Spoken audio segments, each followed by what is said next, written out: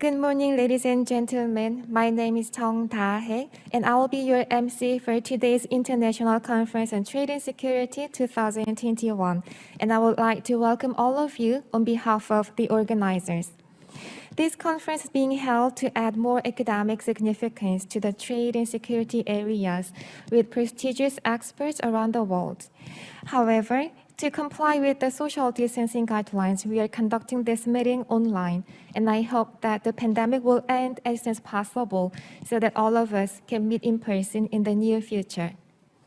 To give you an overview of the program, we will first invite Minister for Trade Yeo Han-gu, who will deliver opening remarks. And through different sessions, we will discuss presentations on recent trends in trade and security, progress that is being made in Asian countries, and implementations by global companies as well. And each session will be followed by a Q&A session for further discussion. Now let us begin the International Conference on Trade and Security 2021. You are joining us at the very first conference, and before we listen to presentations, there will be opening ceremony. First, Yeo Han-gu, Minister for Trade, will deliver opening remarks through a video clip. So let us watch the video. Good morning, everyone. It's very good to have all of you here for the International Conference on Trade and Security 2021. And let me take this opportunity to also thank Ambassador Griffith of the Wassenaar arrangement and Plenary Chair Robert of the Australia Group for their interest and participation in today's event. I'm convinced that today's conference will provide the timely opportunity to strengthen cooperation on trade security policies worldwide, as well as among Asian countries. Export control is indispensable for economic prosperity based on stable trade flows supported by stability in global security environment. The international society has so far pursued economic growth and development through trade liberalization, while also cooperating and jointly responding against security threats, such as proliferation of WMDs. Recently, however, we have been witnessing a rise of new challenges to the rule-based order of the past 70-some years, with free trade and multilateralism as centerpieces. In particular, the boundaries between economy and national security have become more blurred than ever, and unilateralism, such as protection of core technologies and restructuring of supply chains, has emerged as a new security challenge. Against this backdrop, we are urged to act proactively from a forward-looking perspective of trade, technology, and security to further improve both national policies and international cooperation. In the context of a global contest for technology leadership, the spectrum of national security has broadened with a close interplay between technology and trade. At the center of today's changing trade security environment lies securing and protecting advanced technologies, such as those relating to semiconductors, AI, and 6G, as competitive advantages in these cutting-edge technologies will help secure various economic and national security initiatives of vital interest. With that said, we need to establish a close linkage between trade policies on one hand and technology security policies on the other in order to proactively respond to the global trade security environment undergoing fast-paced changes. Indeed, countries are already utilizing various trade security measures such as export control, investment screening, and technology protection, while expanding their external strategies to include elements of both cooperation and competition to secure leadership in technology.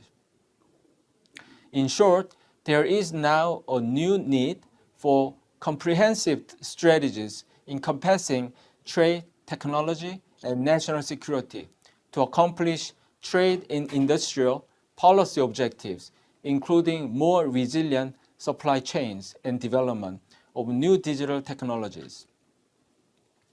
At the same time, however, we should ensure that trade liberalization and technology security are pursued in a balanced manner, considering both the supply chains of key industries spanning across the globe and the importance of protecting advanced technologies from the national security perspective. For instance, Korea has achieved economic growth and development through openness and free trade and is now a major player in global supply chains. For some of the key manufacturing sectors, such as semiconductors, batteries, and automobiles.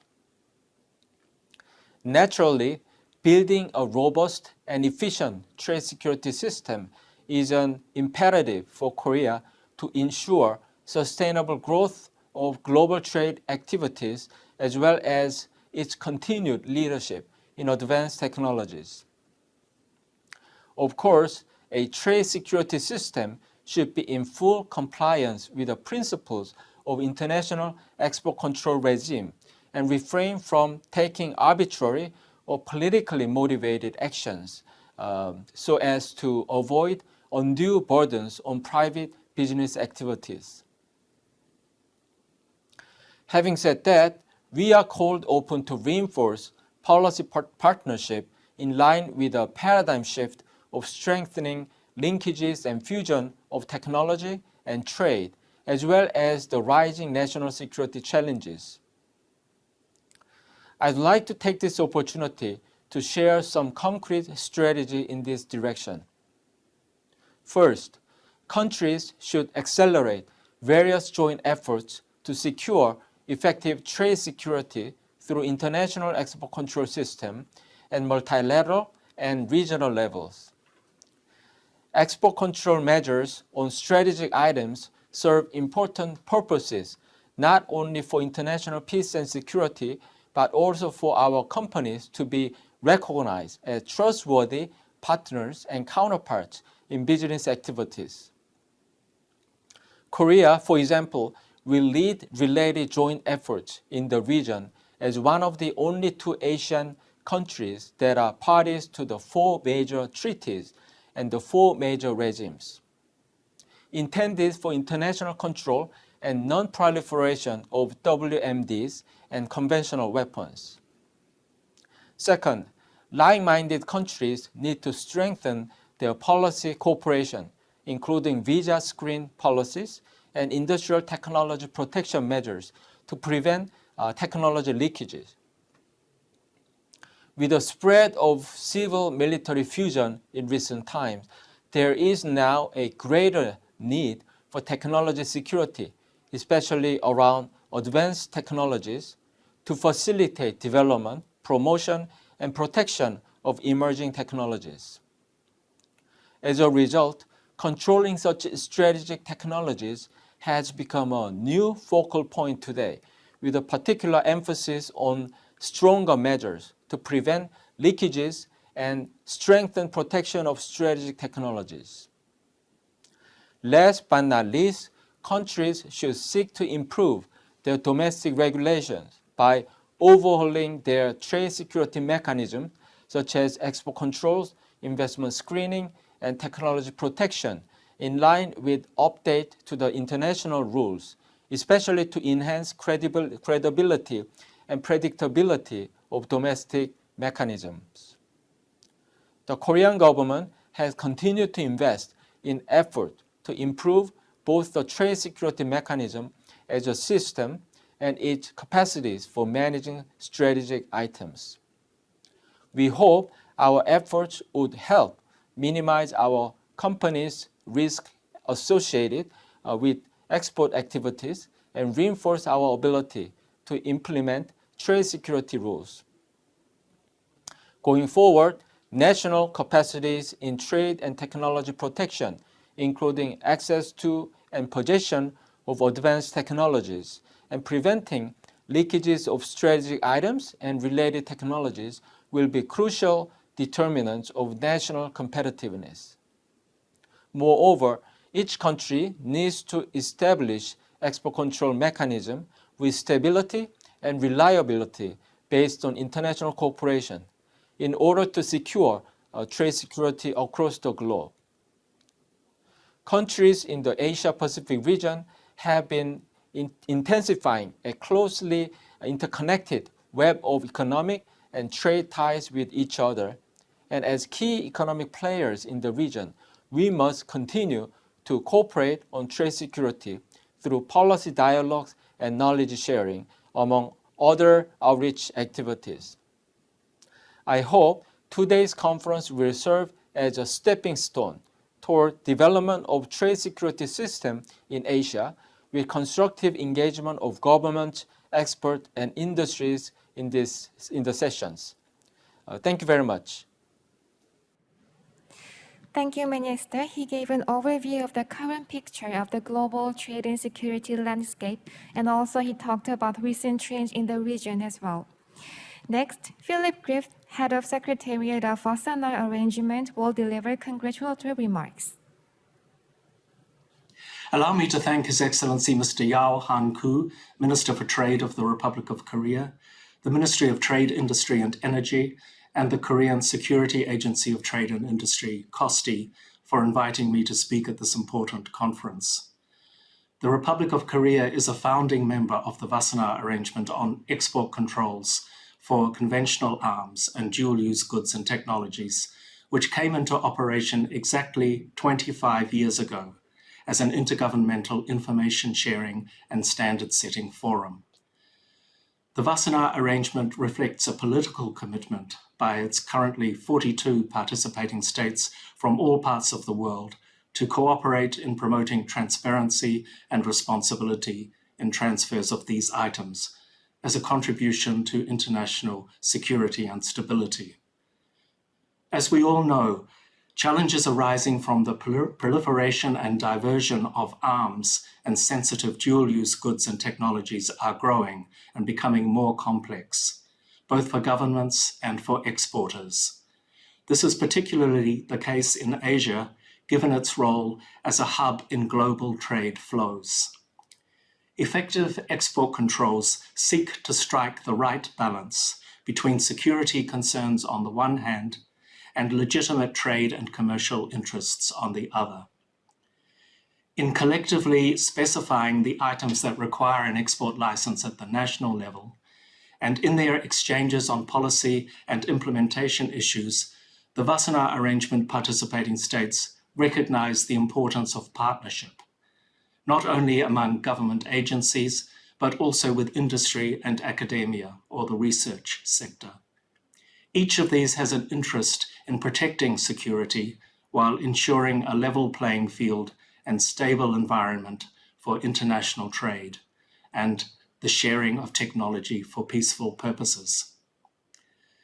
The Wassenaar Arrangement's munitions and dual-use control lists and its best practice guidelines are regularly updated and are increasingly recognized as a valuable resource by other countries seeking to develop or strengthen their national export control systems.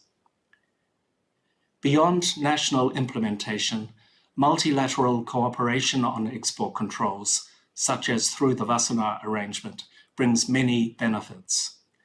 These include enhanced access to information on transfer risks, as well as the sharing of technical expertise and practical experience. When combined, these provide a basis for developing common understandings and cohesive approaches among producers and exporters of relevant items. As an integral part of its work, the Wassenaar Arrangement conducts active outreach in support of fully effective export controls. We are pleased to have a number of regular partners in the Asian region.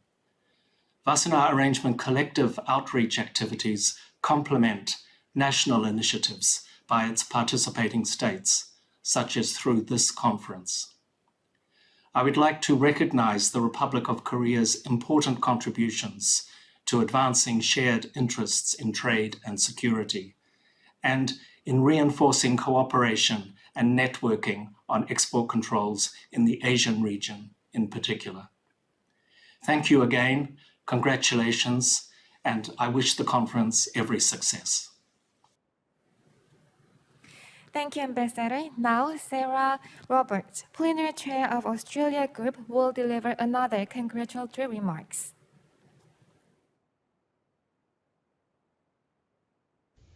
Good day, Your Excellencies, distinguished guests, ladies and gentlemen. I'm very pleased to be invited to welcome all of you to today's International Conference on Trade and Security. My name is Sarah Roberts, and I am the Chair of the Australia Group and Head of the Arms Control and Non-Proliferation Branch at Australia's Department of Foreign Affairs and Trade, and I'm speaking to you today from Canberra. The Republic of Korea is, of course, a member of the Australia Group.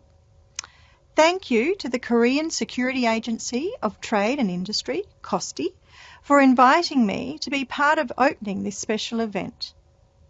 I would like to congratulate KOSTI on this initiative and wish you all the very best for what I am sure will be a great success at building discussions and networks to discuss export controls in this region.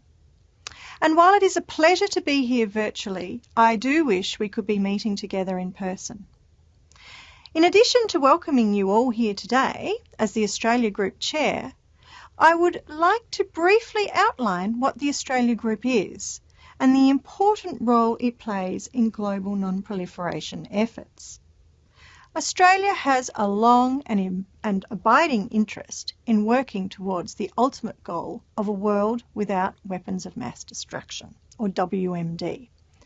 We are committed to ensuring there are effective export controls on goods and technologies used in the manufacture of WMD, and we provide reassurance that this technology and material does not get in the wrong hands. In addition to shared membership of the Australia Group, Australia and the Republic of Korea share membership in a number of export control regimes, including the Missile Technology Control Regime, or the MTCR, the Wassenaar Agreement, the Proliferation Security Initiative, and the Nuclear Suppliers Group. And this cooperation is crucial for this region's security, and we thank the Republic of Korea for its partnership. So now, a bit more detail on the formation of the Australia Group. Australia led on the establishment of the group in 1984 after a UN investigation team discovered Iraq had used chemical weapons in the Iran-Iraq War, in violation of the 1925 Geneva Protocol. The impetus for establishing the Australia Group was that some of the precursor chemicals and materials for Iraq's chemical weapons program had been sourced through legitimate means. Later, evidence of diversion of dual-use materials to a biological weapons program in Iraq in the early 1990s led to export controls being expanded to include biological weapons and control lists to include specific biological agents. And so the Australia Group is an informal arrangement which aims to prevent proliferators from obtaining materials, equipment, and technology for chemical and biological weapons programs. Today, the group has 43 members, and members do not undertake any legally binding obligations. Rather, we collaborate on a shared commitment to non-proliferation goals and strengthen our respective national measures. Australia Group members meet regularly with the aim of harmonising their national licensing measures and enhancing cooperation. And importantly, the Australia Group aims to ensure export controls do not hinder legitimate trade and protect trade in sensitive items. The group recognises that strong and well-implemented export controls provide the business community with confidence and certainty.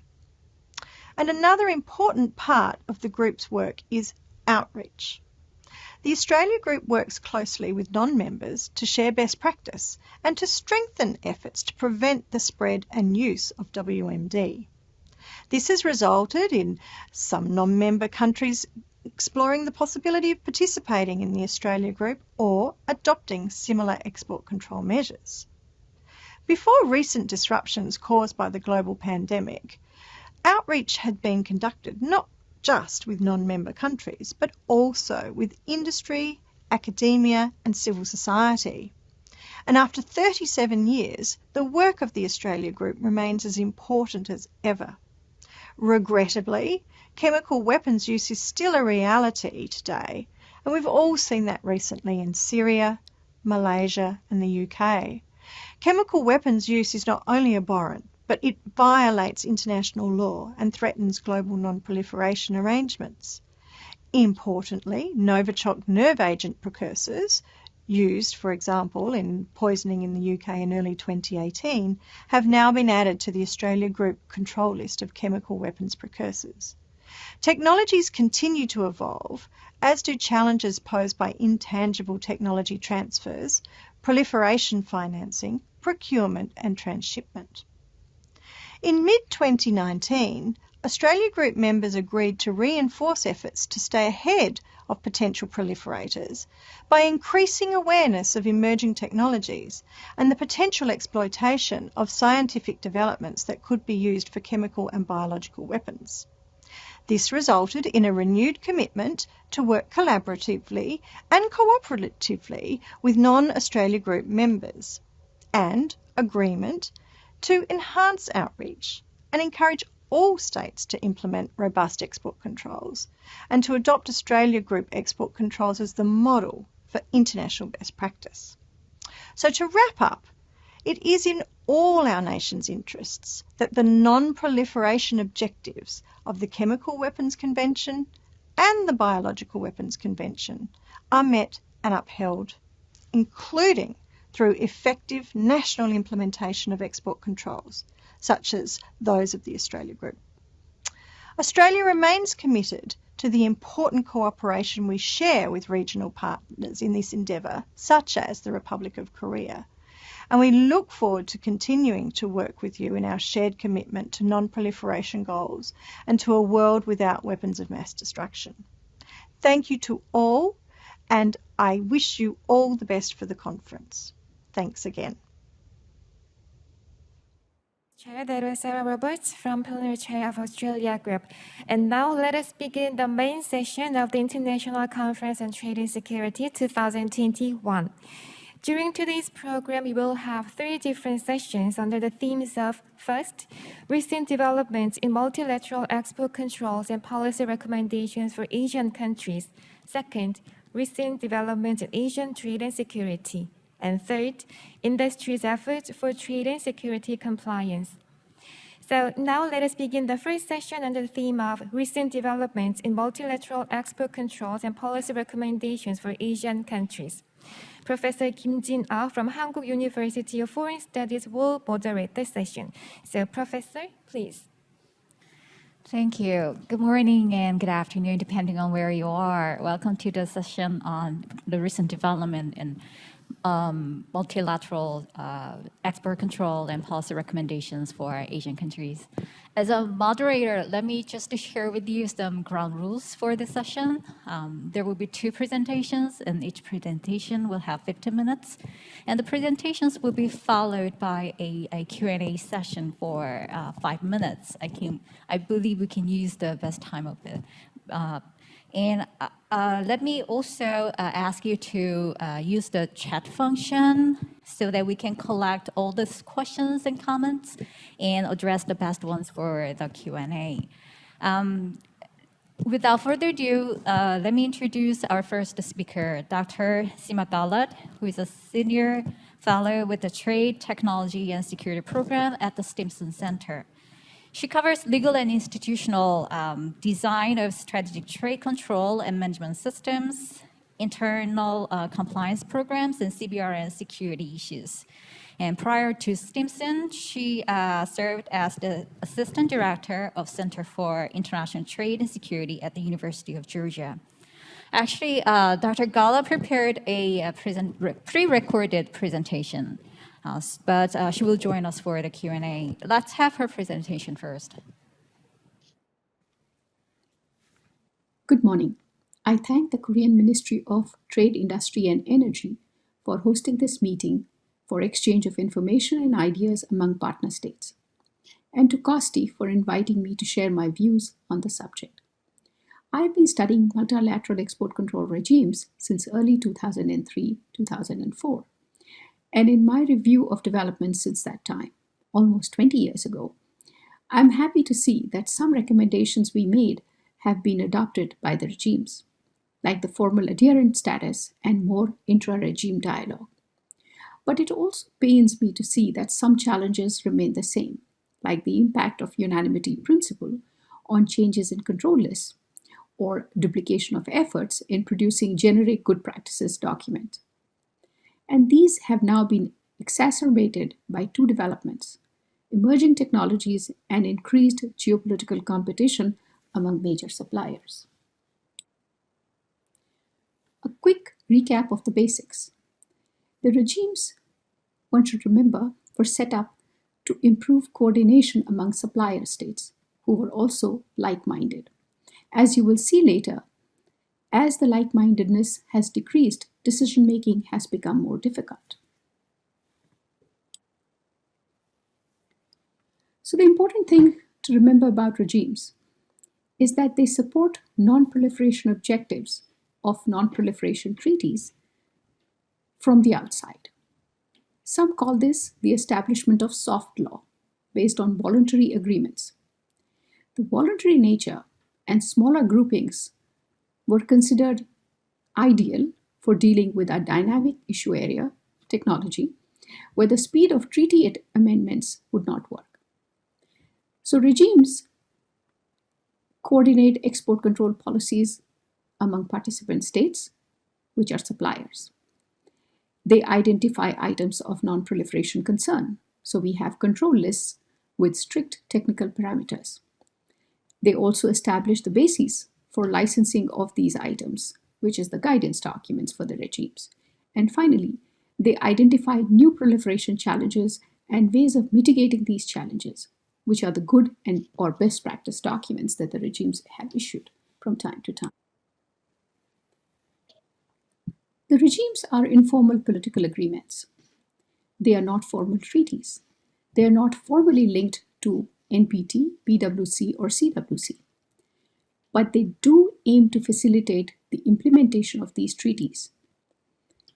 We should also remember that despite being political agreements, the guidelines and control lists are adopted into national laws by member states. So they're not optional. The other interesting part about the regimes is that these are closed membership organizations. You can only become a member by invitation. Here's another twist regarding this invitation. They use the unanimity principle to make any changes to the regimes. So guidelines, control lists, and even admitting of new members has to be agreed upon by all of the current member states in a particular regime. Now, what the regimes are really valued for is information sharing among members. So you have information on threats, procurement attempts by actors, license denials, and in the case of us, in our licenses, approved. Now, the reason for sharing that kind of specific information is because the regimes want to make sure that member states do not undercut other members' license denials. They also discuss, and this is at the level of technical experts, common licensing and enforcement challenges, which are useful in identifying obvious things like if a particular actor is trying to acquire the same technology from different member states. Over time, regimes have also started sharing information with non-members. And in this case, there is outreach by chairs, by individual members, and the websites of the regimes have fairly detailed information which non-members can look at, understand, and see if they want to adopt any of those recommended guidelines.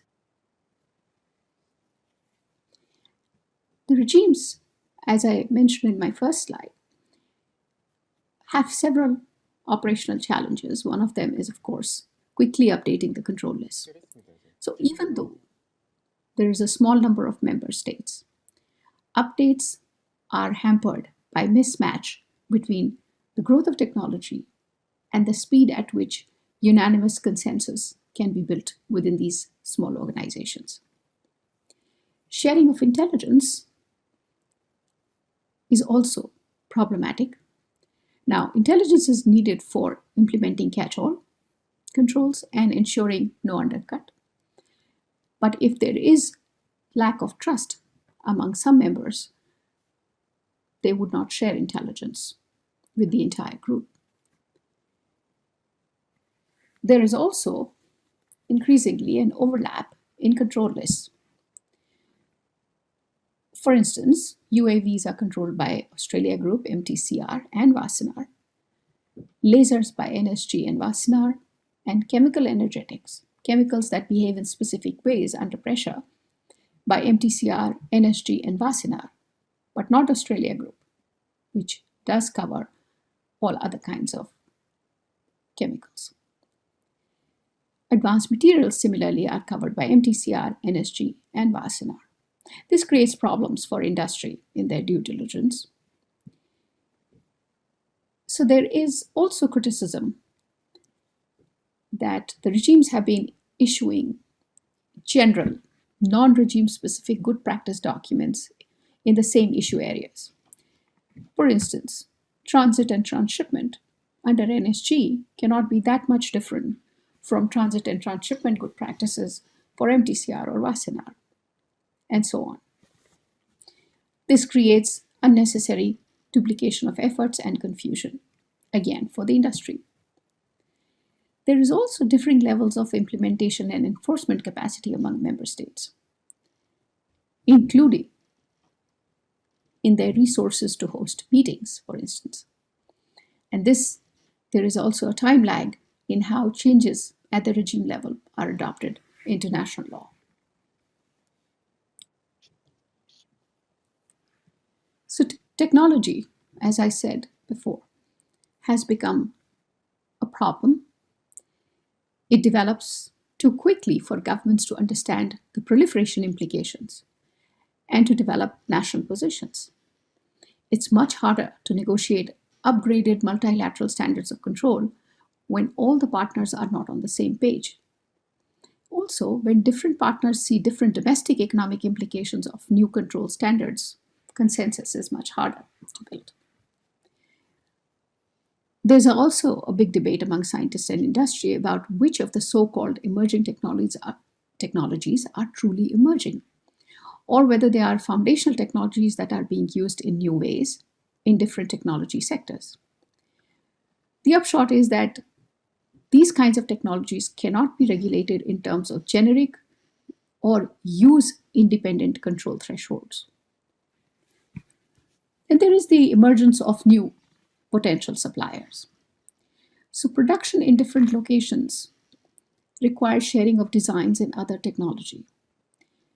Even under non-disclosure agreements and strict contracts, there is transfer of technology to producer country. Also, if such a country does not abide by the same STC standards or cannot enforce them, proliferation is likely to happen. This is a major concern. On implementation, we are still struggling with how to implement ITT and catch-all controls. This is what we discussed even in 2003, 2004. And these have become more difficult when paired with the context of industrial espionage and hybrid warfare, where you use non-state actors, for instance, through attacks, cybersecurity, IT systems, not just for ransom, but for intelligence collection, and for technology acquisition via academic institutions. And finally, members are no longer like-minded. Great power competition and geopolitics have returned visibly. Autonomous weapons that cede decisions on targeting and precision attacks to AI-based systems are a good example of the use of foundational technologies for delivering either conventional or WMD payloads. UAVs can be customized for missions, whether recon or rescue or attack. Much like specific bioweapons, UAVs can be used for targeted assassinations as well as localized release of pathogens. This makes it harder to develop control thresholds. The consensus on proliferation threats has weakened, with the thin line of separation between state and non-state actors engaged in criminal activities getting erased. Where proliferation for WMD reasons is just one of the many malign uses of technology. The final challenge is that in many countries, the same disruptive technologies are a result of million or billion-dollar investments in R&D and a source of market dominance through first movers' advantage. Bringing these technologies under controls means more costs of compliance, whether it is in export control paperwork or due diligence about overseas partners or screening of customers. So what does it all mean for Asian countries that are not part of the regimes? First is that regimes are likely to expand membership in the near future. Adherent status, however, will bring more information on proliferation trends and typologies. More importantly, if you are part of a critical supply chain, or you have the potential to become part of another chain, it'll mean that regime members will provide capacity building assistance. But you will also have to show demonstrably higher levels of implementation and enforcement. Finally, the difference of geopolitical and economic interests among member states, especially among the prime movers, is going to continue to complicate decision-making within regimes. A good example is US. For the past few years, US engaged in dialogue within the MTCR on UAVs. And finally, in 2020, they unilaterally revised their interpretation of some of the Category 1 UAVs. These can now be exported so long as their maximum speed is under 800 kilometers per hour. So this kind of unilateral behavior might become more common in the coming years. So non-members will need to find ways of communicating their preferences through bilateral and regional meetings, especially when they are having discussions with prime movers in the regimes. The discussions are going to be difficult, but if Asian countries do want to have a say in how these technology control regimes are going to respond to emerging threats, they will need to engage in these difficult discussions. Well, Dr. Galat certainly gave us a very comprehensive analysis on the weakness and the strength of the current system. She also addressed emergence of new actors and new technology and the limitations in our options to respond correctly. One of those things that she recommended was information sharing and capacity building and, above all, tailored approach. I think there are a lot to think about for further discussions. Next, we are going to have a presentation from Dr. Ian Stewart. He is currently Executive Director of the CNS Washington, D.C. office, and he covers export control, sanctions, and non-proliferation. And previously at King's College London, he served as a director of Project Alpha and advisor for the EU consortium on EU's P2P program on dual-use goods. Dr. Stewart, good to see you again. The floor is yours.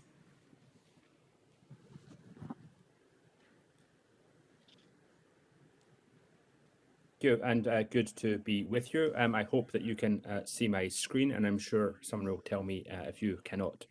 I am grateful to the organizers for inviting me to speak, and I think this presentation will complement well the previous presentation from my distinguished panelist.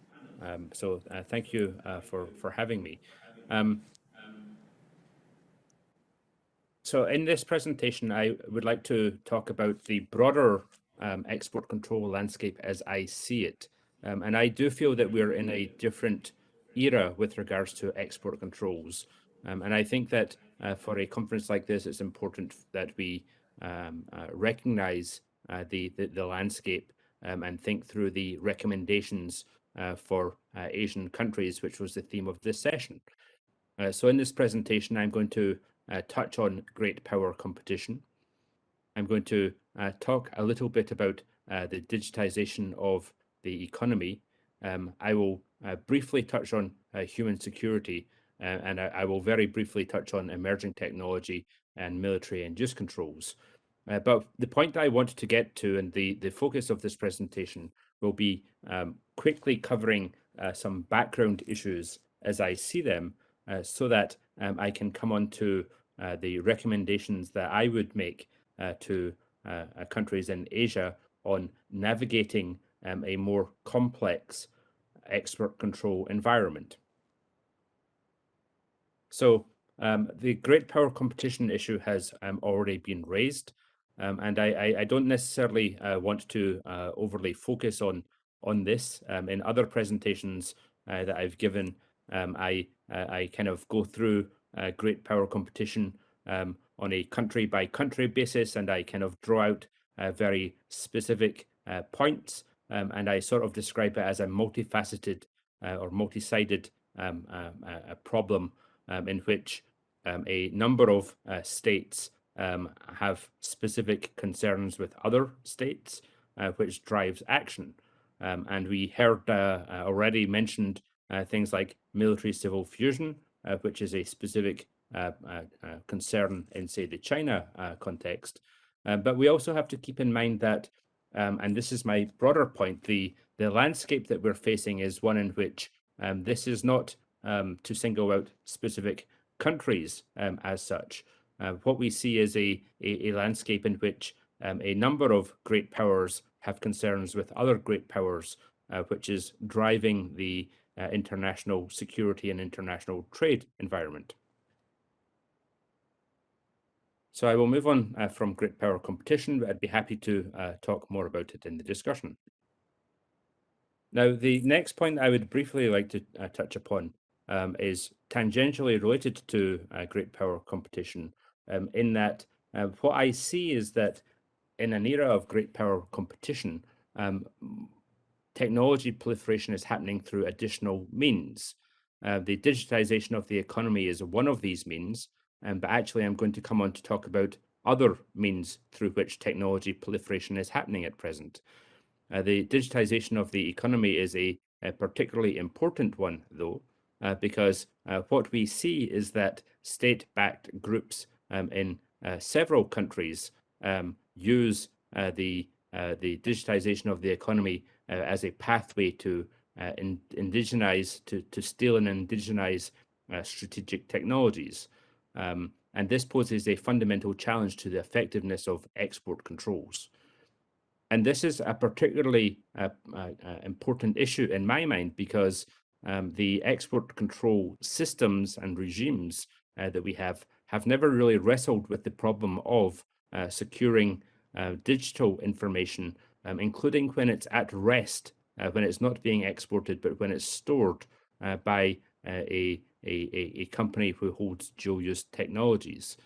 So there's a particular a gap, I think, that we have in the export control system at present. If I quickly move on to my next slide with regards to human security.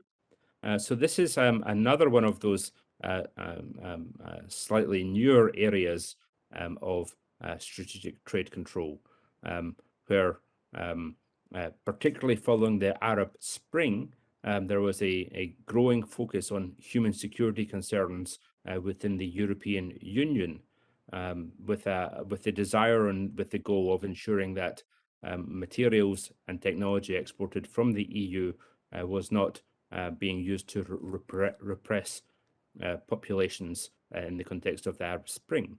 However, this is another one of those topics that has been picked up and is becoming bound in to the great power competition issue, and I could mention specific cases in which this kind of has an instigating effect. But actually what we see is that more countries now are working to build human security concerns into their export control system.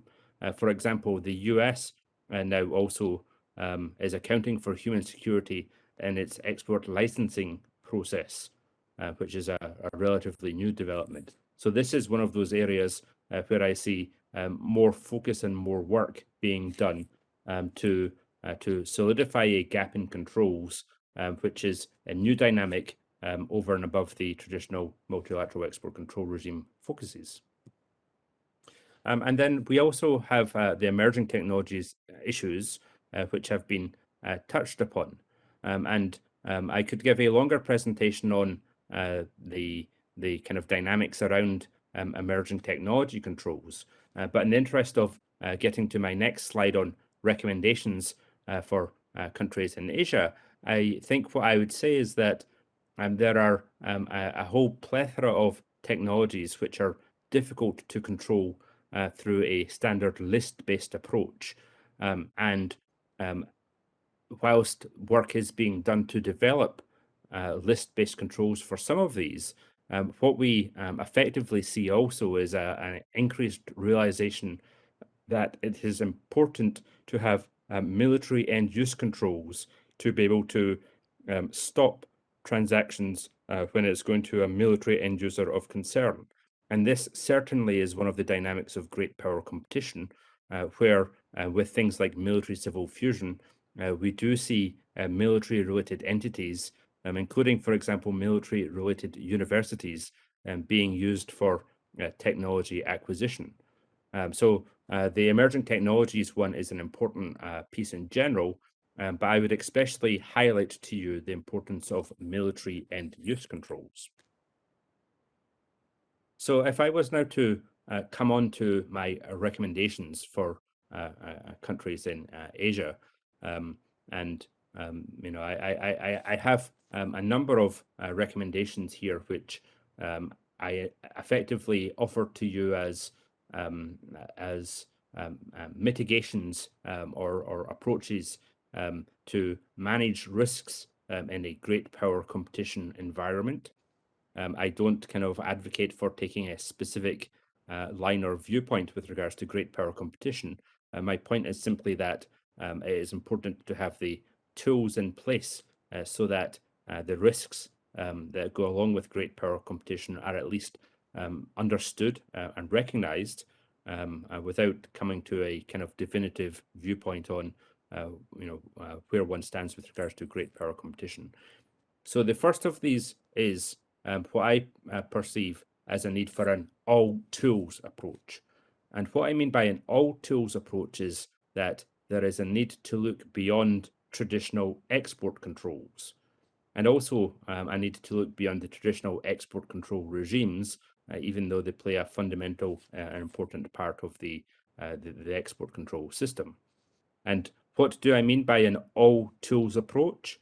Well, what we have to do is to think about every mechanism by which technology transfer could occur. This includes intangible technology controls, which would be sort of within the confines of the traditional export control regime, perhaps. But also includes things like vetting schemes, which were mentioned, investment controls, sanctions, military end-use controls, and so on. And I come back also to the importance of having tools such as military end-use controls as part of one's arsenal, because I know from real-world experience and from talking to licensing authorities around the world that the military end-use controls are a particularly useful tool in mitigating risks and challenges in a great power competition environment when there are military end-use concerns. My next point is that there's a need to focus on cybersecurity standards. And as I said before, in my mind, this is a big gap at present because licensing authorities typically see transfers at the point of export and do not concern themselves with the standards which are in place around the technology when it's at rest, for example, on a company's premises. I do think that this is something that has to change. We have to grapple with how to securely store technology, whether it's being exported or whether it's being stored at home too. My next point is that it is, in my mind, important that countries develop guidance and what I'm calling risk mitigation strategies to navigate great power competition. And again, I don't advocate for taking a specific position with regards to great power competition, but I do think that it is important for every country to understand its exposure to potentially problematic trade and to take informed decisions about how best to manage those risks. So I think there's a need for guidance, and as part of the guidance, I would say that there is a need to develop due diligence and red flag examples to share with industry, for example, which are specific to great power competition as opposed to the more traditional export control and WMD threats. And finally, and I've talked about this already, so I can be brief, there's a need to consider the human security aspect of this and how best to manage that in the context of control. This concludes my presentation. Thank you. Thank you, Dr. Stewart. Thank you for sharing your knowledge and insights. And I'm very glad that you added human security dimension to our discussion. I think we are running out of time, but I think we have a couple of minutes for Q&A. I think we have one question that goes to Dr. Galat. Dr. Galat, the question is the following. If the multinational regimes are unlikely to expand membership in the near future, what would you recommend for Asian countries to expand bilateral dialogue? And what would be the most important agenda for this effort? Thank you very much for the question. And it's a very good question. The idea is that you don't have to be part of the regimes in order to take advantage of the control list parameters and the guidances that they have been issuing. In fact, this has been part of the regime's effort for the past 10 years at least. So, but the dialogue that you can have at the bilateral level is where you can share information on things that are of concern to you. Some of the things that Ian has mentioned, for instance, whether you are comfortable including human security as part of your export control concerns or standards. What kind of technology do you see within your country or within your region that seems to be not protected and so on? Or there are the kinds of actors that you feel are targeting your technology. All of this information can be shared during the bilateral dialogues. And a more inclusive strategy can be developed by the regimes in taking care of your concerns as well. So you don't have to be a member, in other words, what I was saying. Thank you. Before closing the session, I wonder if Dr. Ian Stewart have a final remark. Final remark, I wish you well with the conference. All right. I'd like to thank the speakers and all other participants for this session. Let me just close this session. Thank you very much. Yes, thank you all for your very active participation. And Professor Kim Jin-na, thank you once again for your very wonderful job of moderating the session. Yes, please give him a big round of applause to her. And now let us proceed with the second session where speakers from Asian countries will discuss recent developments in Asian trade and security. Dr. Yeon Won-ho from Korea Institute for International Economic Policy will be the moderator. So please welcome him onto the stage.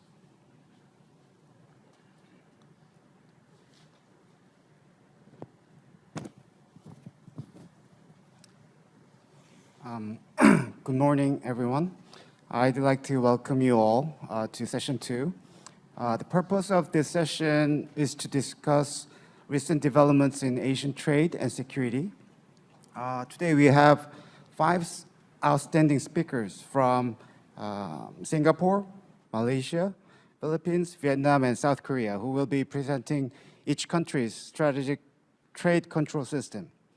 Each presentation will take approximately 15 minutes, and we will have a short 5-minute Q&A session at the end. Without further delay, let us start this session with our first presentation. Our first speaker is Ms. Nellie Chai, Assistant Head of Trade Strategy and Security Branch at Singapore Customs. She will outline Singapore's strategic goods control. Please welcome Ms. Nellie Chai.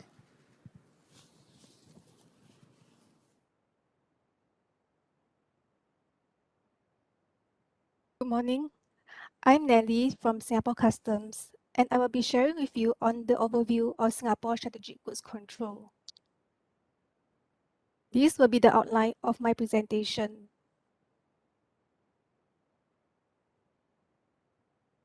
Singapore Strategic Trade Control Regime comprises of the Strategic Goods Control Act and the trade prohibitions on United Nations Security Council sanctioned countries and entities regulated under the Regulation of Import and Export Regulation. So, what is strategic goods control? It refers to a system that regulates the transfer of strategic goods technology, or any document in which any strategic goods technology is recorded, stored, or embodied. We are not just concerned with goods itself, but with technology and related software. So strategic goods may be military items or dual-use items. Military items include the conventional arms such as guns and ammunition, while dual-use items refer to goods and technology which can be used in both commercial and military applications, and are actually capable of being used in the development or production of nuclear, biological, and chemical weapons and missiles. The main aim of strategic goods control is to curb the proliferation of weapons of mass destruction. The fundamental philosophy behind strategic goods control is the total supply chain security, where each country in the global supply chain will do its part to put in place and effect strategic goods control systems so that the combined efforts will produce strong resistance against attempts to threaten international peace and security. Singapore implemented our strategic goods control system in January 2003. There were 2 main considerations for putting this system in place. The first consideration was security interests, as there were growing concerns of WMD proliferation and terrorist incidents which had significantly heightened worldwide concern on security and stepped up calls for more robust controls on strategic goods all around the world. As a responsible trading nation, Singapore demonstrated our commitment to international non-proliferation through implementing the Strategic Goods Control Act to prevent sensitive goods and technologies from landing into the wrong hands. The second consideration was economic interests. A robust strategic goods control system helps to maintain the confidence of our trading partners so that Singapore can continue to secure access to high-tech equipment and technology, which are essential for the development of our economy. Supporting the Strategic Goods Control Act are 3 subsidiary legislation which set out the operational and technical details of the main act. The Strategic Goods Control Regulations provides the operational and detailed regulatory requirements. The Strategic Goods Control Order lists the controlled strategic goods and technology. Our SGCO was recently updated and took effect on 1st November 2021. The Strategic Goods Control Brokering Order lists the items for which a registration with customs is required before brokering of these items can be carried out. The SGCA also incorporates a catch-all control on goods and technology which are not specified in the control list, but which the trader knows, suspects, or has been notified by an authorized officer that they are intended or likely to be used, wholly or in part, for the development or production of any nuclear, biological, or chemical weapon and their means of delivery. This ensures the continued relevance of Singapore's controls to evolving technologies and weapons development program.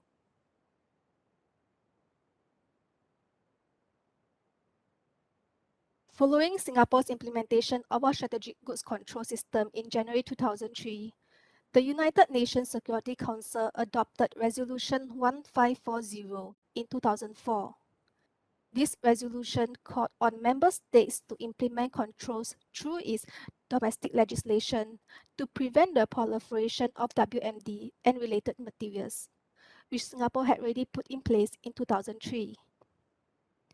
This resolution further demonstrates international commitment to curb WMD proliferation and terrorism and strengthen the basis for Singapore to continue to maintain an effective strategic goods control regime. The Regulations of Import and Export Act is the legal basis behind Singapore's implementation of UNSC sanctions, where transactions which will contravene the decisions of the UNSC in all UNSC resolutions are prohibited. Traders will be required to exercise due diligence to ensure that their transactions comply with Singapore's domestic laws and UNSC resolutions. Supporting the RIEA are several other legislations which are administered by various agencies. Next, I will share on our permit requirements. Permits from customs are required for export of strategic goods and related technology listed in the SGCO.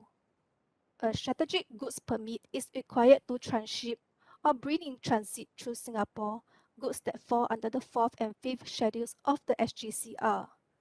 And for goods that do not fall under the 4th and 5th schedules, if they remain in the free trade zones in Singapore for more than 21 days by air and 45 days by sea. Beyond the listed control goods, permits are required for goods known or suspected to be used for WMD purposes, which is our catch-all clause. In Singapore, strategic goods permits are issued under the Strategic Trade Scheme. The STS aims to encourage companies to implement effective internal compliance program and to provide greater facilitation in declaration procedures to legitimate traders who have robust ICPs and good compliance records. The STS consists of two types of permits: individual permits and bulk permits. Bulk permits are granted for traders who export, re-export, and transship strategic goods and transfer strategic goods technology based on specific entities. For export, re-export, and ITT, customs also issues bulk permits by countries of destination. So, exporters, manufacturers, logistic providers who wish to transfer strategic goods and technology can apply for individual permits where approval is granted on a per transaction basis. To apply for individual permits, traders must first be registered with customs.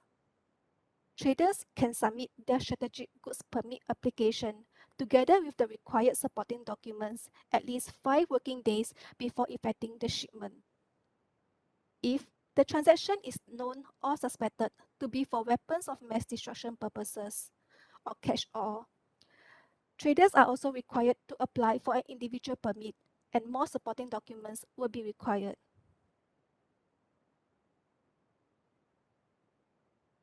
Exporters, manufacturers, and logistic providers who can commit necessary resources to implement and maintain sufficiently robust ICPs and have short order fulfillment times can choose to apply for STS bulk permit. For the bulk permit scheme, traders have to be registered with customs. maintain a good compliance record with customs, effectively implement all 7 elements of an ICP, and achieve at least the enhanced band under our Trade First program.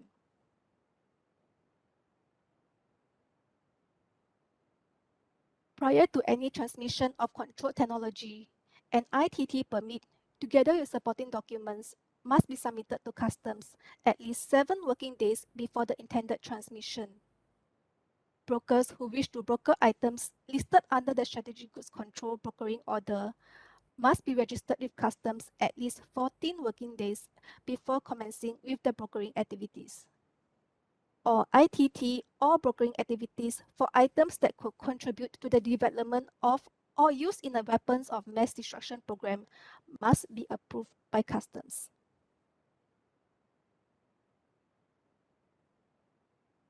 Next, I will share on our outreach programs conducted by customs. In customs, we strive to ensure that companies comply with our regulations. For companies with good knowledge and are willing to comply with our regulations, we offer incentives to facilitate their business. For companies who are not willing to do so, we will take enforcement action against them. However, there is a group of companies who are willing to comply with regulations but simply do not have enough knowledge to do so. For this group, we try to educate them on how they can best comply with our regulations. So customs conducts outreach with 3 objectives in mind. They are to raise awareness, to keep the industry up to date on international developments, and to promote internal compliance. We recognize the importance of outreach because outreach educates companies on our regulations, and this reduces the chance that companies will make errors out of ignorance. We also encourage traders to exercise due diligence and conduct checks on the entities that they're doing business with. This allows customs to spend resources on illegitimate traders who engage in illegal activities. Outreach also tries to get the public on board with governments on curbing WMD proliferation. This slide shows some of the different modes of outreach conducted by customs. With that, I've come to the end of my presentation, and thank you for your attention. Thank you, Ms. Nelly Chai. It was very broad, but clear presentation for understanding Singapore's commitment to strategic goods control. Our next speaker is Ms. Suhana Zaini, Senior Principal Assistant Director of Strategic Trade Secretariat at Ministry of International Trade and Industry, Malaysia. Please welcome Ms. Suhana Zaini. Hi, good day everyone. My name is Suhana Zaini. I'm from the Strategic Trade Secretariat, Ministry of International Trade and Industry. I'll be sharing with you on the strategic trade control updates in Malaysia. But before that, I would like to thank KOSTI for inviting the Strategic Trade Secretariat to be part of the International Conference on Trade and Security. I hope my sharing today will be beneficial to all of our audience today. So my contents of presentation today, I will cover the overview, the coverage of Strategic Trade Act 2010, or also known as STA 2010, our STA team, updates, and also the stakeholders engagement. Right, the overview of the Strategic Trade Act 2010. Okay, under the United Nations Security Council Resolution, UNSCR 1540, it is our commitment to take and enforce effective measures to establish domestic controls to prevent the proliferation of nuclear, chemical, or biological weapons and their means of delivery, including by establishing appropriate controls of related materials.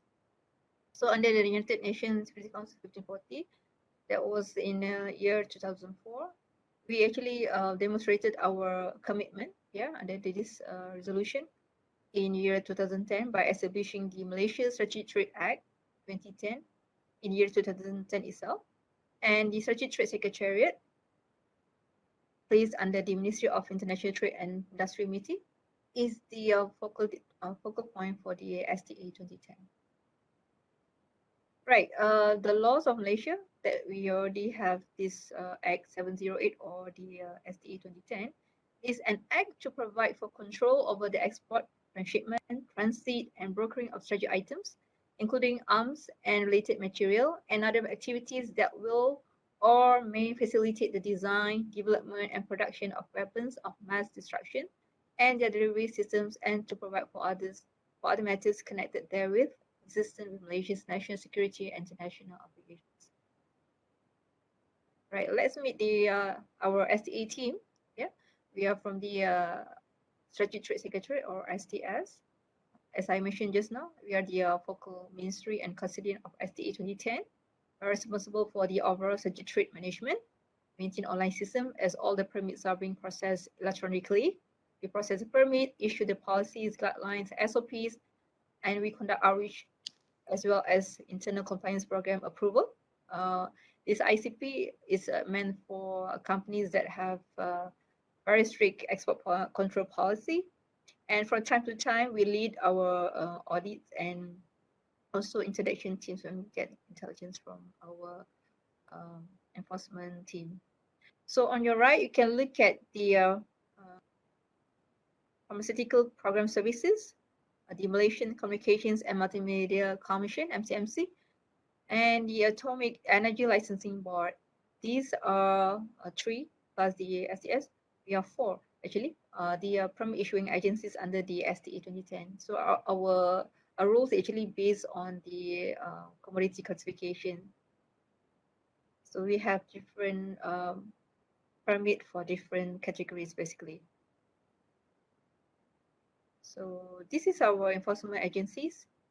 On your far left, okay, here, this yellow emblem. This is our Royal Malaysian Customs Department, our main strategic partner, yeah, under STA 2010. Our Royal Malaysian Police, the Malaysian Maritime Enforcement Agency, MMEA,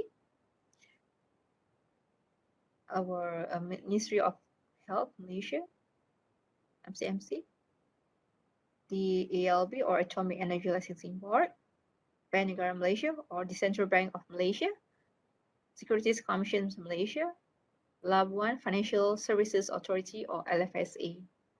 And last but not least, other officers as specified by the controller. So our current strategic trade controller is Ms. Eliza Mastura Ahmad Hanifia. Right, some 2021 updates. Right, I'll cover a bit on the internal compliance program enhancement, strategy item list, annual statement guidelines, and stakeholders engagement.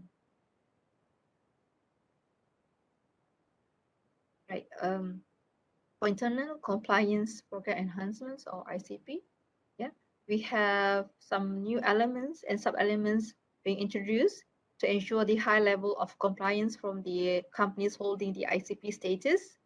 So our existing ICP holders are being required to resubmit their documentation to ensure that they can maintain their ICP status. So there are 3 new elements that are being introduced under this ICP enhancement, namely the transaction screening, corrective action, and intangible technology transfer or ITT.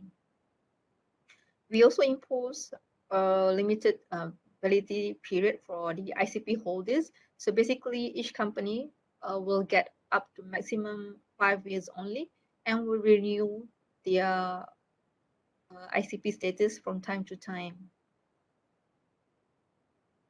Right, next is the strategic item list. We have updated our strategic item list or the 2010 based on the 2019 European Union dual-use ammunition list. Okay, basically this is an annual exercise that we do. Once the EU list is out, we will update our strategic item list. So the latest one was gazetted on the 5th April 2021 and has been effective from 26 April 2021. And the list can be accessed via MITI's website. Next is the annual statement guidelines. Yeah, we are reinforcing the importance for companies to submit the EUS according to the statutory requirements under the Statutory Regulations 2010. EUS, or the annual statement, basically is a mandatory document under the STA. It is also called as the Form 5. So during this COVID-19 pandemic, we actually allow our end users to provide e-signature. This is a form of facilitation, yeah, because they actually have to provide ink signature. But during this COVID-19, we understand that some companies are not able to access to their office because they are working from home. So we allow e-signature, provided that they can supplement with other additional documents. Right. On the screen, you can look at the STS activities here from January to October 2021. Okay. Okay, basically we have processed, or we have actually approved 26,958 permit application since year 2012. And for this year alone, we have processed 2,571 permits being approved. Okay. Since 2011, we have 627 companies registered with us. So there are 13 companies just newly registered with us within this year. Then we have 215 companies being evaluated since year 2012. And this year alone, even during this pandemic, we managed to evaluate 18 companies. And we have conducted 472 programs since year 2012. For this year alone, we have conducted 46 domestic programs and also 26 international programs that consist of training, outreach, and also capacity building. So most of our programs have been conducted online for this year during this pandemic. So it doesn't stop us. The pandemic basically doesn't stop us from from conducting our usual activities. Right. Next is the stakeholders engagement. So we have been conducting Clients Day for so many years, and this year also we have conducted 5 times of our Clients Day. Normally we conduct our Clients Day on the second Wednesday of the month of February, April, June, August, and October. So basically we have conducted 5 times already for this year. And for the Pocket Talk, we conduct almost every month.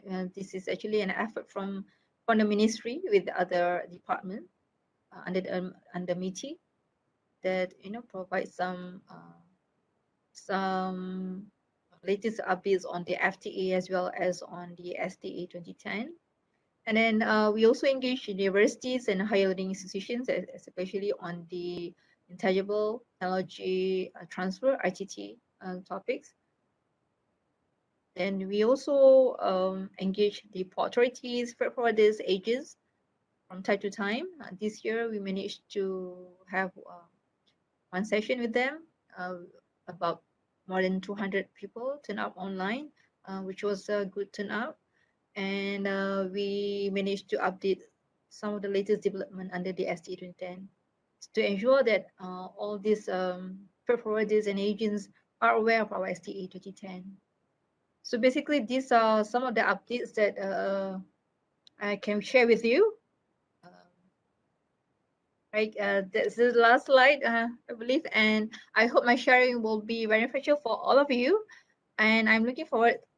If you have any questions, yeah, you can always ask, through our virtual platform. Right.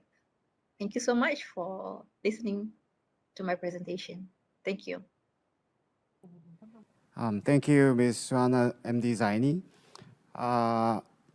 We learned the brief history of strategic trade control in Malaysia, and it was a nice update.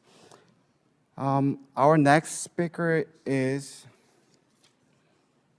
Attorney Janice Dimayakiak, Assistant Director of Strategic Trade Management Office at Department of Trade and Industry, Philippines. Please give a warm welcome to Ms. Janice Dimayakia. Good day, everyone. I am Janice Sasidon Dimayakiak, and I'm the Assistant Director of the Strategic Trade Management Office in the Philippines.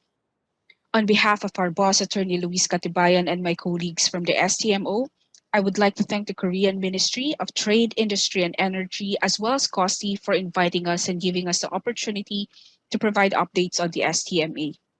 Let me begin. Among the main responsibilities of the STMO is to conduct outreach to both industry and government stakeholders. The pandemic has not hindered the outreach, instead shifted the approach from physical to online industry consultations and forums. For this year, the STMO has reached out to 417 companies for online STM awareness forums, online consultations, and targeted outreach. We have also engaged with several Philippine government agencies, and just this year, we conducted STMA awareness sessions to our newly established Philippine Space Agency, to our investment promotion agencies in our free port zones, to our trade control examiners with the Bureau of Customs, to our Anti-Money Laundering Council relevant to the implementation of targeted financial sanctions, and of course, to our department's Foreign Trade Service Corps for possible coordination points with our trade attachés abroad and possible linkages for pre-license checks in the future. In 2020, the STMO started its efforts to incorporate data analytics to support its operations and ensure that the rationale for policies and guidelines released to the industry are backed by actual trade data. Our Strategic Trade Industry Analytics System, or STIAS, currently contains data on Philippine exports from 2018 to 2020 and is mainly used for targeted outreach for both government and industry stakeholders.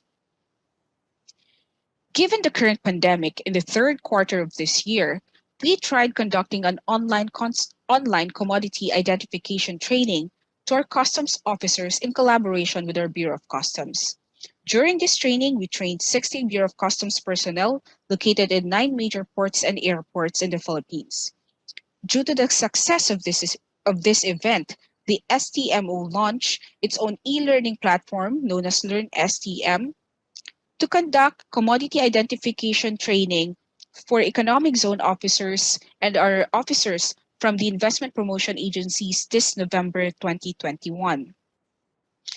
The Learn STM is the STMO's initiative to continually strengthen the capacity of our trade control examiners and frontline officers, specifically on commodity identification. It is also intended to be used as a platform in the future to enhance the capacity of industry compliance officers and be certified as experts on STM. The STMO also requires the establishment of an internal compliance program as a precondition for the issuance of a global authorization. To this end, the STMO is currently conducting 21 ongoing pre-audits, 12 companies were already pre-audited, 11 approved internal compliance programs, and 2 companies have undergone post-audit this year. Since the STMO began accepting applications for registration in October 2019, a total of 50 applications have been received, 37 of which have been approved and registered. The remainder is still being processed by our licensing officers. In July 2020, the STMO began its second phase and accepted applications for export licenses from STMO registrants. Currently, the STMO has already issued 21 authorizations and governmental end-use assurances, including 1 license denial, which I will discuss later. 7 governmental end-use assurances issued by the STMO are for companies engaged in intangible transfers of nuclear technology. The STMO also issued 20 license exemption certificates pursuant to Section 15 of the STMA. 19 pre-licensing checks have been completed. 16 companies assisted for commodity classification. 4 companies assisted for end-user business advice to check whether certain companies are subject to, or certain customers rather, are subject to UN sanctions or red flags. To effectively implement the provisions of the STMA and assist our stakeholders, the STMO has issued several issuances to guide the public. These are shown in this slide. However, I would like to highlight the following memorandum circulars in red that were recently issued regarding the implementation of the STMA. Let me discuss the very first MC, or memorandum circular. The first memorandum circular mandatorily requires all persons engaged in the export of dual-use items under Annex 2 of the NSGL to apply for export authorization with the STMO. In line with this, we are already coordinating with our Bureau of Customs and Freeport Zones to check whether certain items flagged as strategic has the requisite license from the STMO. In May 2020, the STMO also issued Memorandum Circular 20-13 to inform the public that it adopts the UNSC Consolidated List of Individuals and Entities as the STMO's own list of prohibited end users. This MC also prohibits anyone from engaging in business with those on the prohibited end users list. We have also launched the End User Business Advice, which I have mentioned earlier, so that the public, most especially our small and medium enterprises, can reach out to the STMO for screening their customers.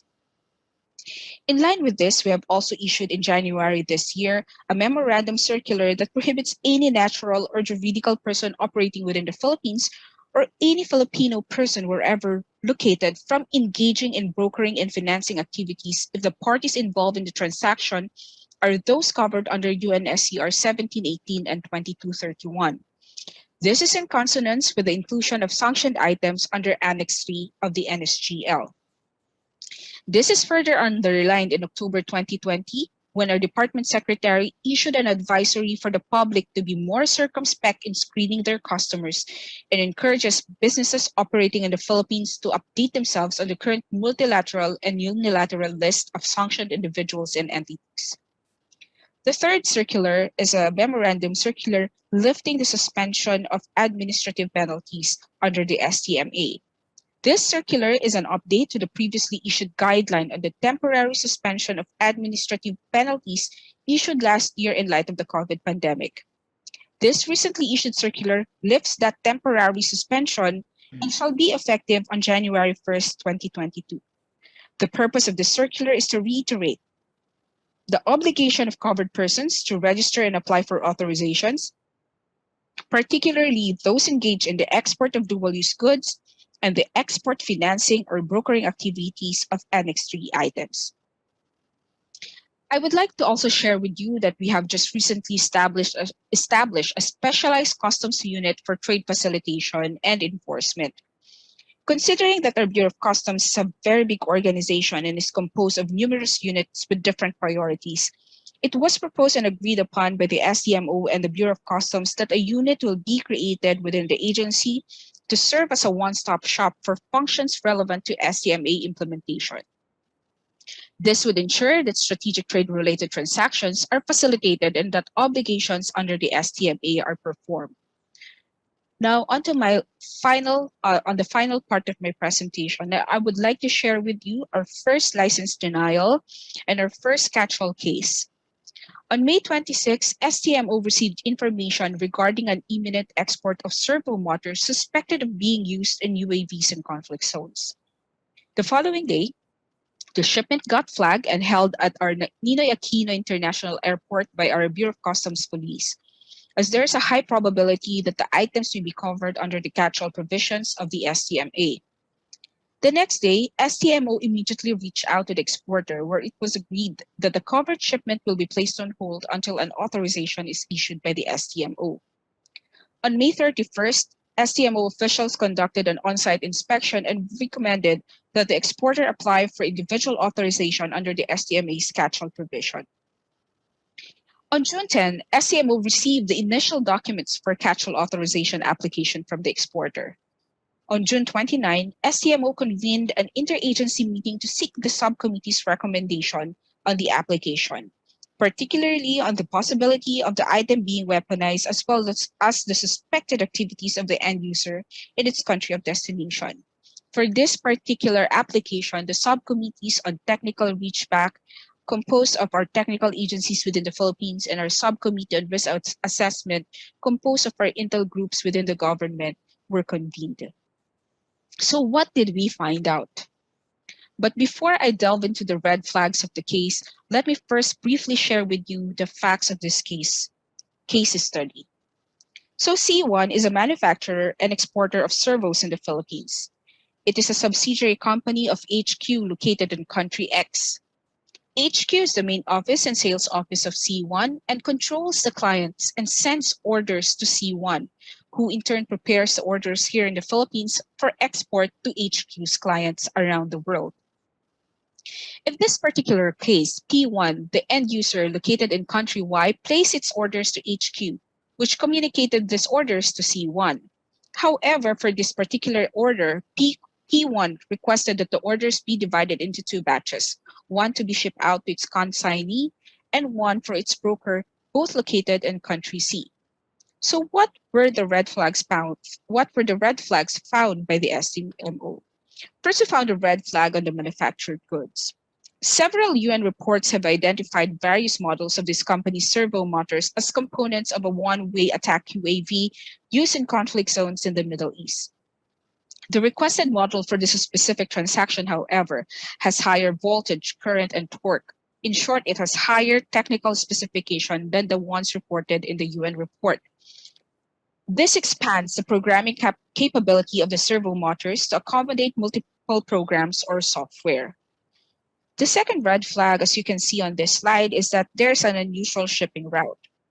For the first batch of shipment, the items will first go to P1's consignee in country C for purposes allegedly of assembly. However, upon further check of our technical experts and our experts from our subcommittee on technical reachback, no such assembly activities are needed or required. Also, what's peculiar about the shipping route is that both country Z and country Y are in close proximity to the Philippines, and the items are being shipped out via air cargo.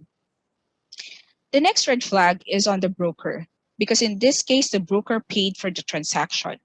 This procedure is similar to that used in the Chongchongang case, in which a third country was used to pay for the items. The next red flag is that although the requested product is not considered high risk, as it is a non-optimal component for low-cost UAVs, the order quantity declared to be for research and development, prototyping purposes for exoskeleton robots, as well as a previous record of the end user raises red flags. Furthermore, the reported end use does not correspond to the technological capability of P1. The next red flag is that the directors and secretary of P1 are similar to the directors and secretary of two corporations whose items have been seized and investigated previously in the United States. Lastly, the address of P1, its consignee and broker, could not be located or are sharing offices with multiple companies. Further, we verified the claims on P1's website regarding its collaboration with known universities and satellite operators. And upon further check, these universities and satellite operators never heard about the company and denies entering into any agreement or memorandum of understanding with P1. So all things considered, the STMO denied C1's application for a catch-all authorization. The company accepted the decision and decided to sever all connections with P1. The good news in this case is that we were able to prevent these goods from being shipped out of the Philippines. However, we only managed to stop the shipment through the help of country partners, through the assistance of our interagency government partners, and through the cooperation of the Philippine company.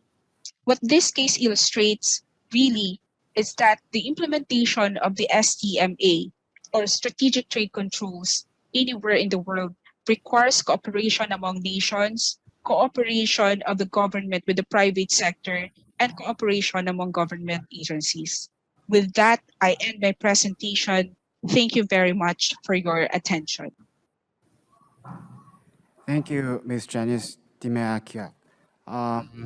It is quite impressive to hear that Philippines introduced STIAS, Learn STM, for targeted outreach and training.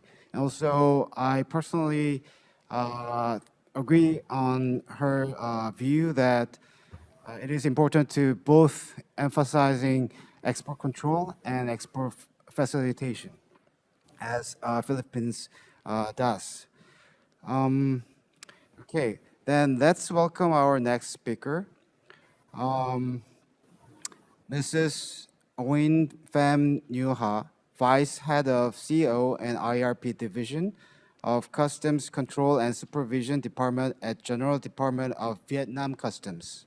Please welcome Mrs. Nguyen.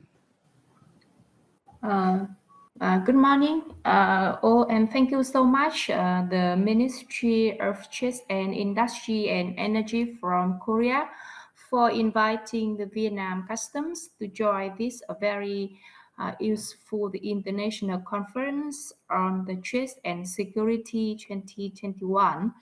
Actually, I'm very glad because it is so fantastic that I'm the fourth woman speakers in these sessions. Even my presentation is not so comprehensive like the others. But anyway, I hope that my presentation will give you some information about the Vietnam enactment of the export control and policy.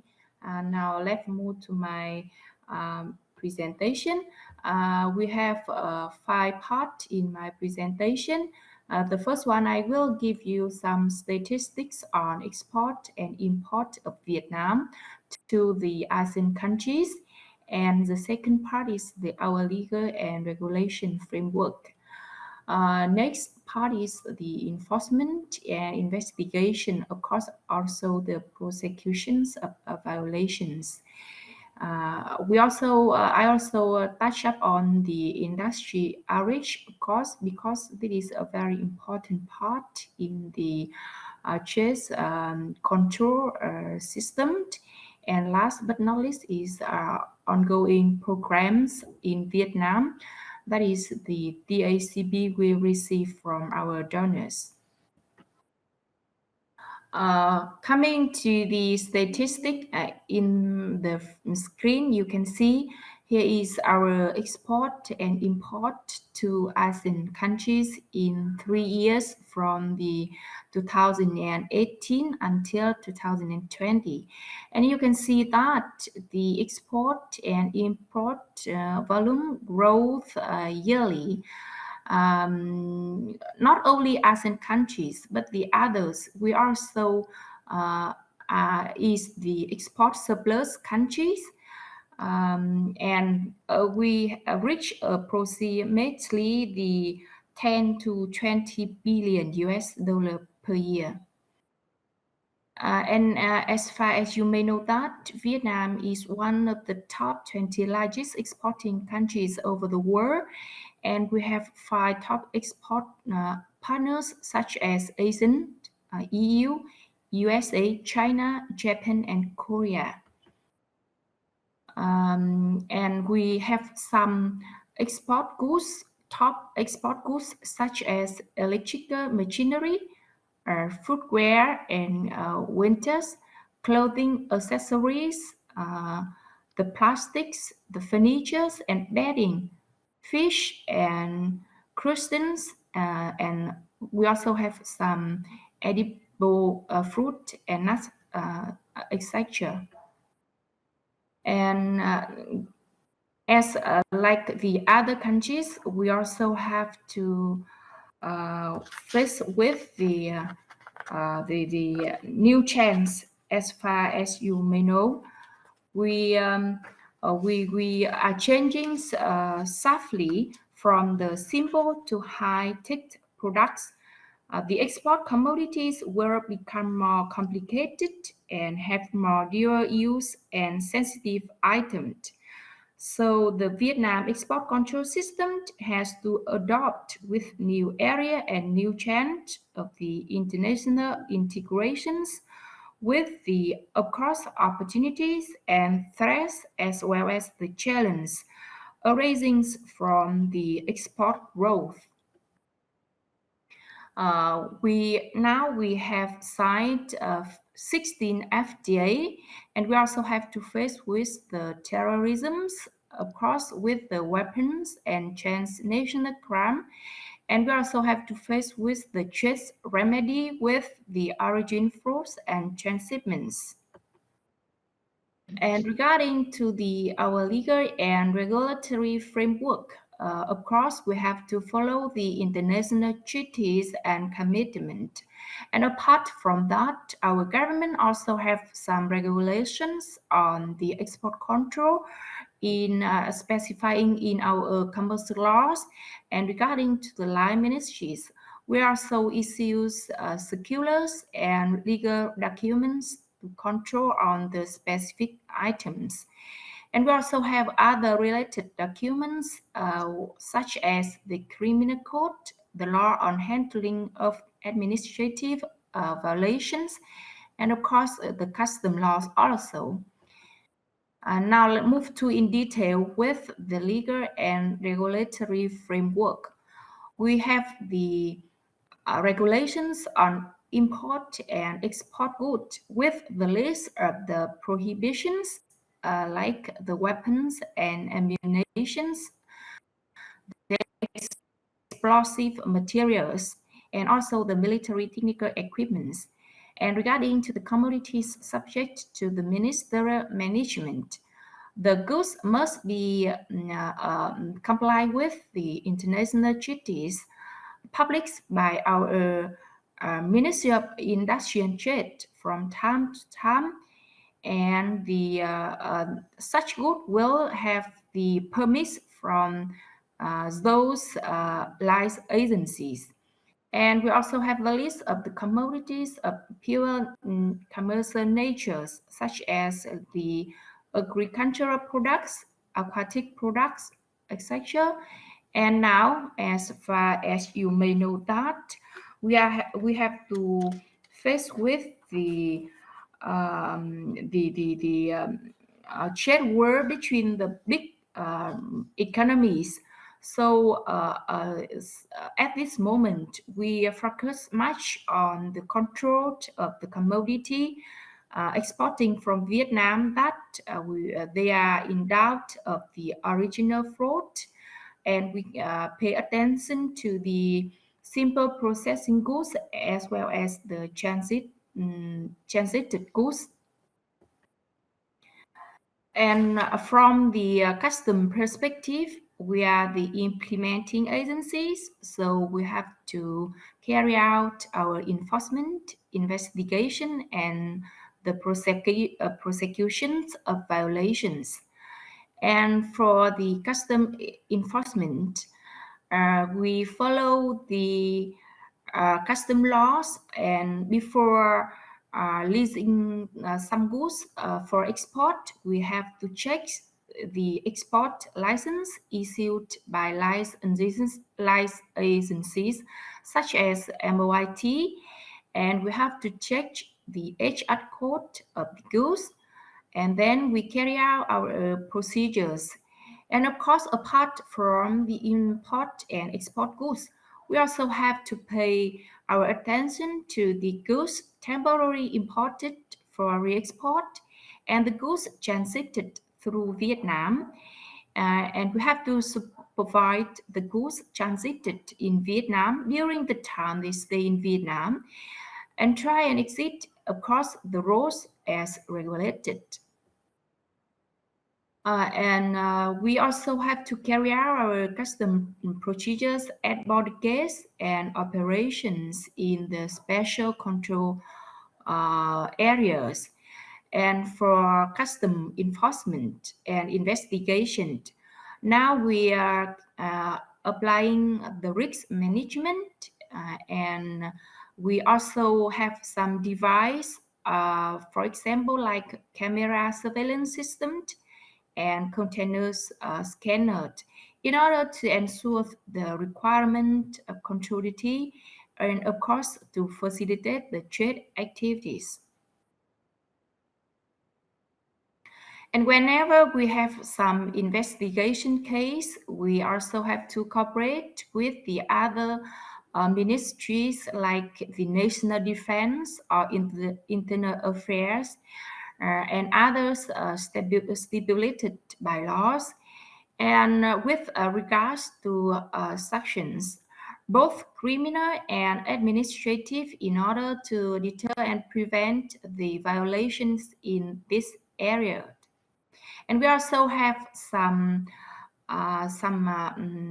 penalty, like ranging from the financial penalty, surveillance, and even the imprisonment.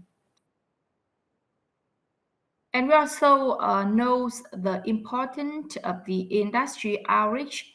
At this moment, we do not have any registered company like Singapore, Malaysia, or Philippines. We just outreach in the way of making sure that the private agencies actively participated in the policy making process, especially the regulations related to trade management. And whenever we promulgating the regulatory documents, we have to publish in the official newspaper, gazettes, and a book or compendium in the workshop or event. And as far as you may know that, up to now, we received the technical assistance from US and EU, and they have three components. The main one is technical assistance and capacity building for officers in identifying the dual-use goods. And up to now, we have the commodity identification training for custom college. And the second one, the second component is the legal review for the Ministry of Industry and Trade in developing the strategic trade control. And the third component that they sponsored the equipment such as the porter tool, the radioactive scanners for transportation means and passengers. And in conclusion, the growth in export of Vietnam may occur risks for trade fraud and may threat the safety and security for the people. Thus, in the coming time, Vietnam should focus on setting up the export control system and strategic trade control. And of course, we would like to promote the cooperations with other countries, international organizations, to ensure that to ensure the safety and security of the world supply chains. And that is the end of my presentation. Thank you so much for listening. Thank you. Thank you, Mrs. Owen. It was very nice and compact presentation with nice trade statistics to understand the interdependence between Vietnam and other countries in the region. Also, it's very interesting to see that Vietnam is using high-tech devices to detect violated goods.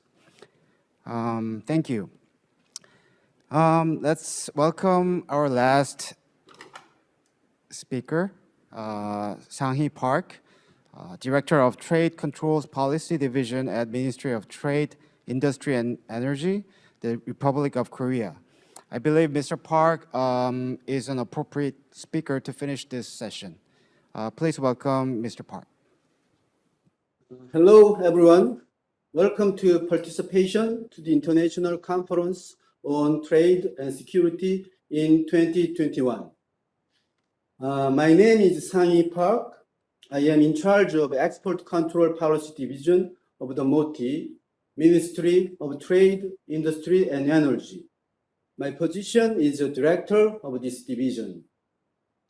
The topics I had prepared is that Korean export control system and policy recommendation for Asian countries.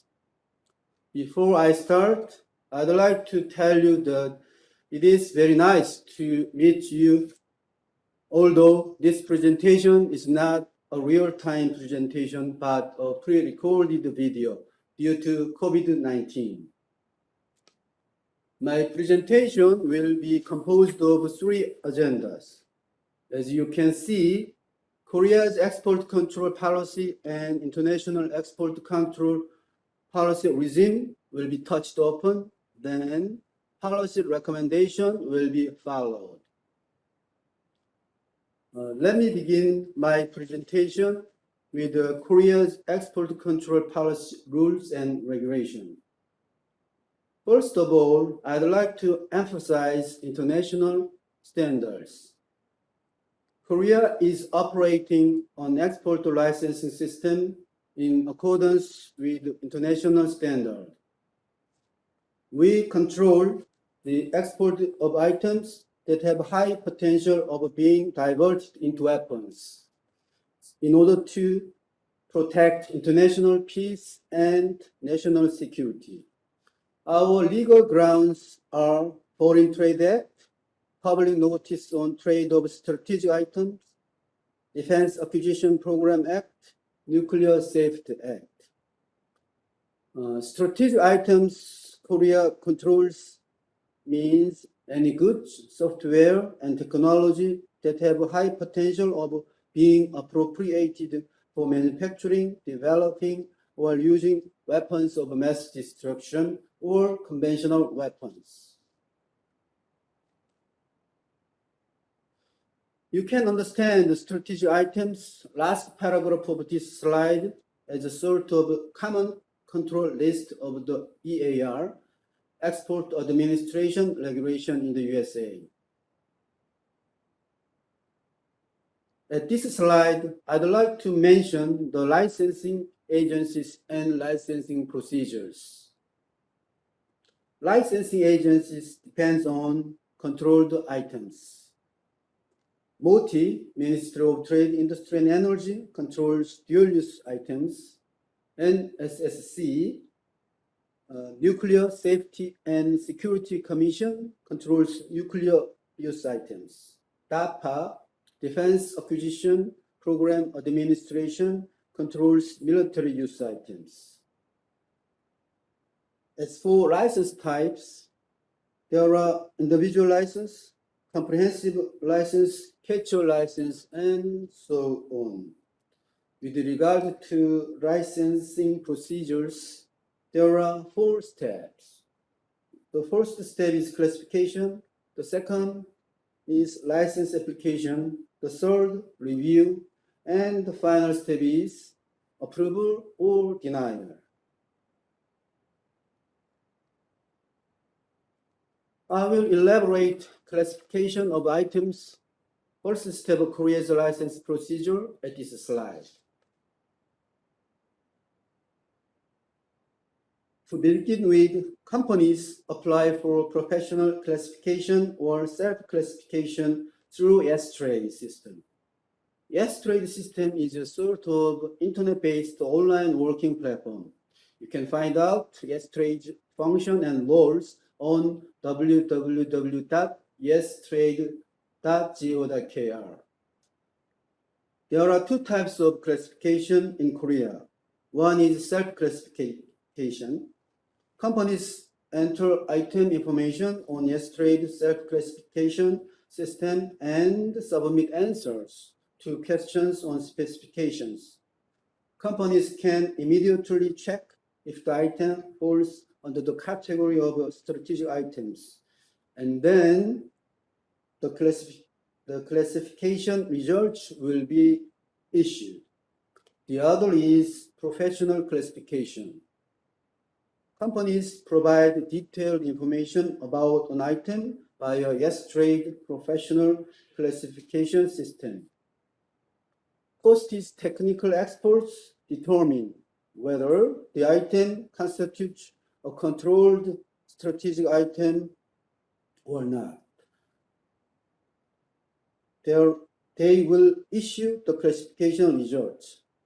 This will be made free of charge. For your reference, KOSTI is an acronym of Korea Strategic Agency of Trade and Industry. You can also visit the KOSTI's website on www.kosti.or.kr. MOTI is working very closely with the KOSTI. At this slide, I will talk about examination and review process in detail. If companies apply for export license, selecting items and export license types via S-Trade, then licensing officers review base documents, the exporter and counterparty end user against assessment criteria. When there is no problem, they will issue an export license through S-Trade. Applicants can check the progress of license review in real time. Applicants will be informed of supplementary documents to submit, and they will receive examination results. All these workflows are being made on S-Trade system. When it comes to assessment criteria, there are 7 criteria. I will point out 3 important things for time saving. The third, importance, technological levels, and military and diplomatic sensitivity is important criterion. The fifth, reliability of the purpose of use by the buyer, ultimate consignee, and end user is one of important criteria. The seventh, whether the exporter, buyer, ultimate consignee, and end user are included in denial list or not is also key point.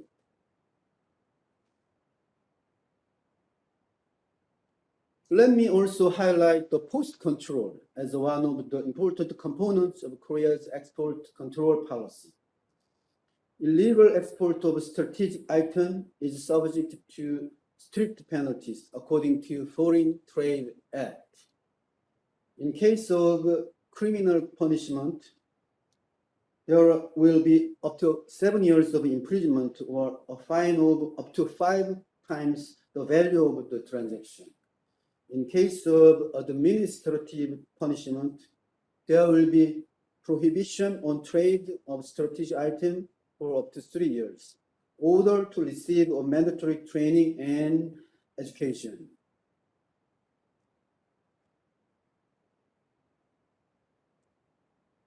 At this slide, I'd like to inform you of our recent developments regarding Korea's export control policy. Korea is annually updating our system by amending public notice on trades of strategic items in order to keep pace with international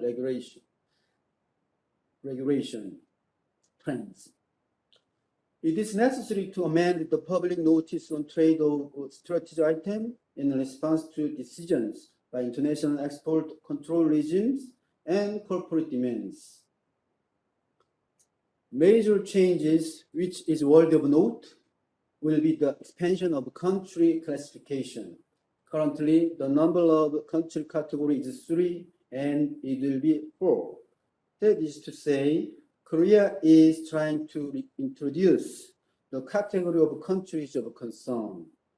Tighter controls are imposed on high-risk countries, as such destinations are classified as countries of concern, requiring special restrictions on the export of military goods, chemical products.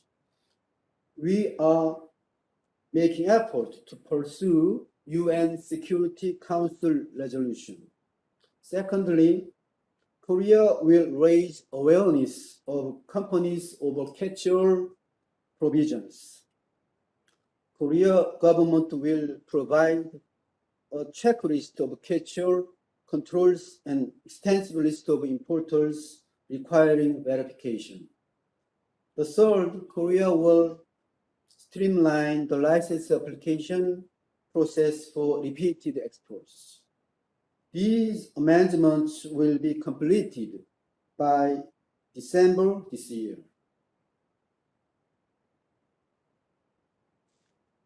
My second agenda, which I want to explain to you, is the international export regimes. I think you are familiar with this. However, I'd like for you to take a look at these international export regimes because these regimes and treaties play a crucial role, as I mentioned at this first slide. There are 2 types of international rules for export control. The left side of this slide, you can see multilateral export control regime, and the right side of this slide, you can see control through treaties. As for multilateral export control regimes, there are four: the Wassenaar Arrangement, Nuclear Supplies Group NSG, Australia Group AG, Missile Technology Control Regime MTCR. For example, the Wassenaar Arrangement was established in 1996. The number of member states is 42.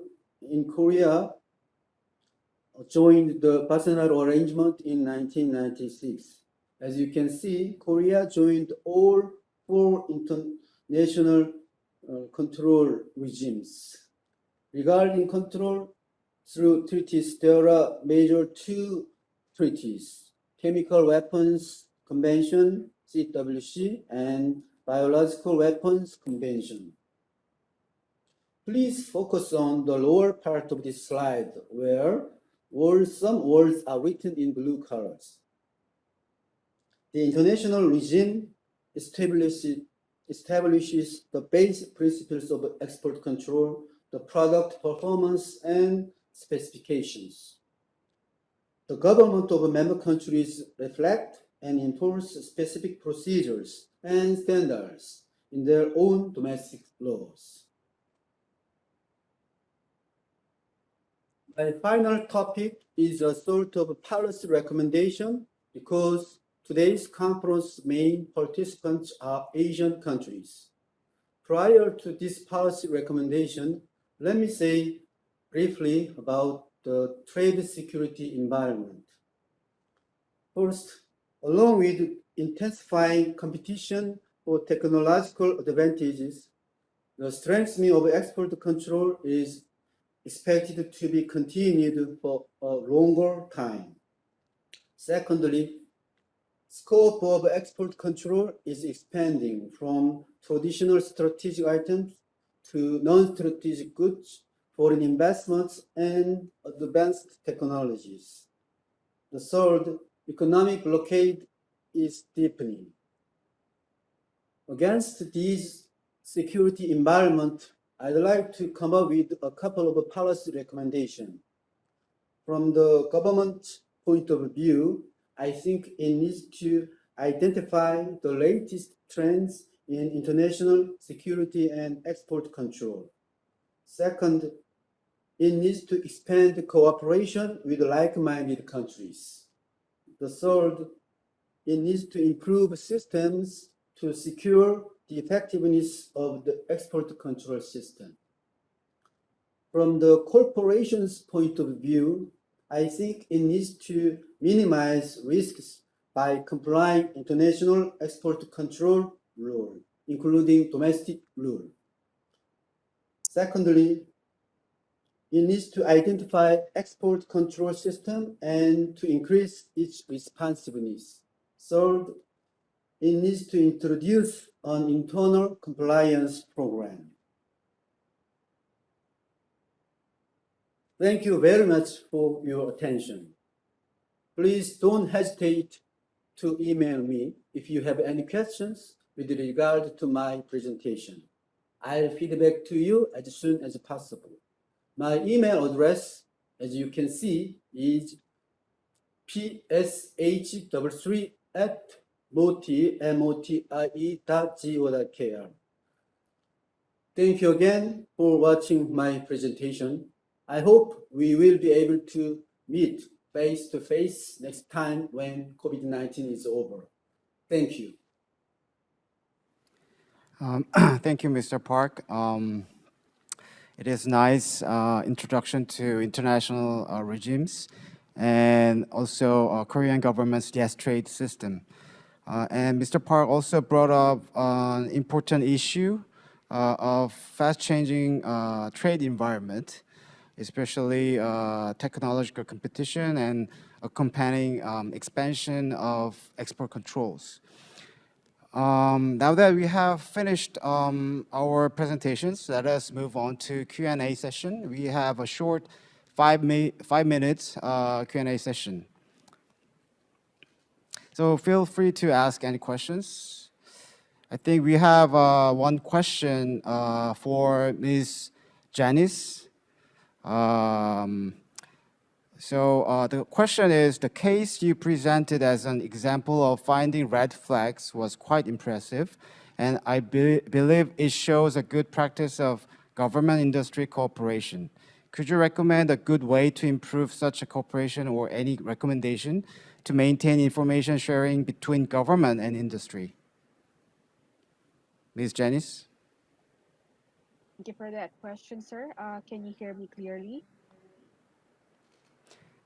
Do you want me to repeat the question? No, it's okay. Yeah, okay. Am I coming in clear? Okay. I think one of the primordial things that we have actually institutionalized in the STMO is to forge a strong partnership with our industry stakeholders. And with that, we have aligned a lot of our activities, not only in reaching out to our stakeholders, but also in protecting their interests. Because as guided by our undersecretary, we don't need to balance national security and trade, but rather to align these two together because it's quite difficult to balance both of them.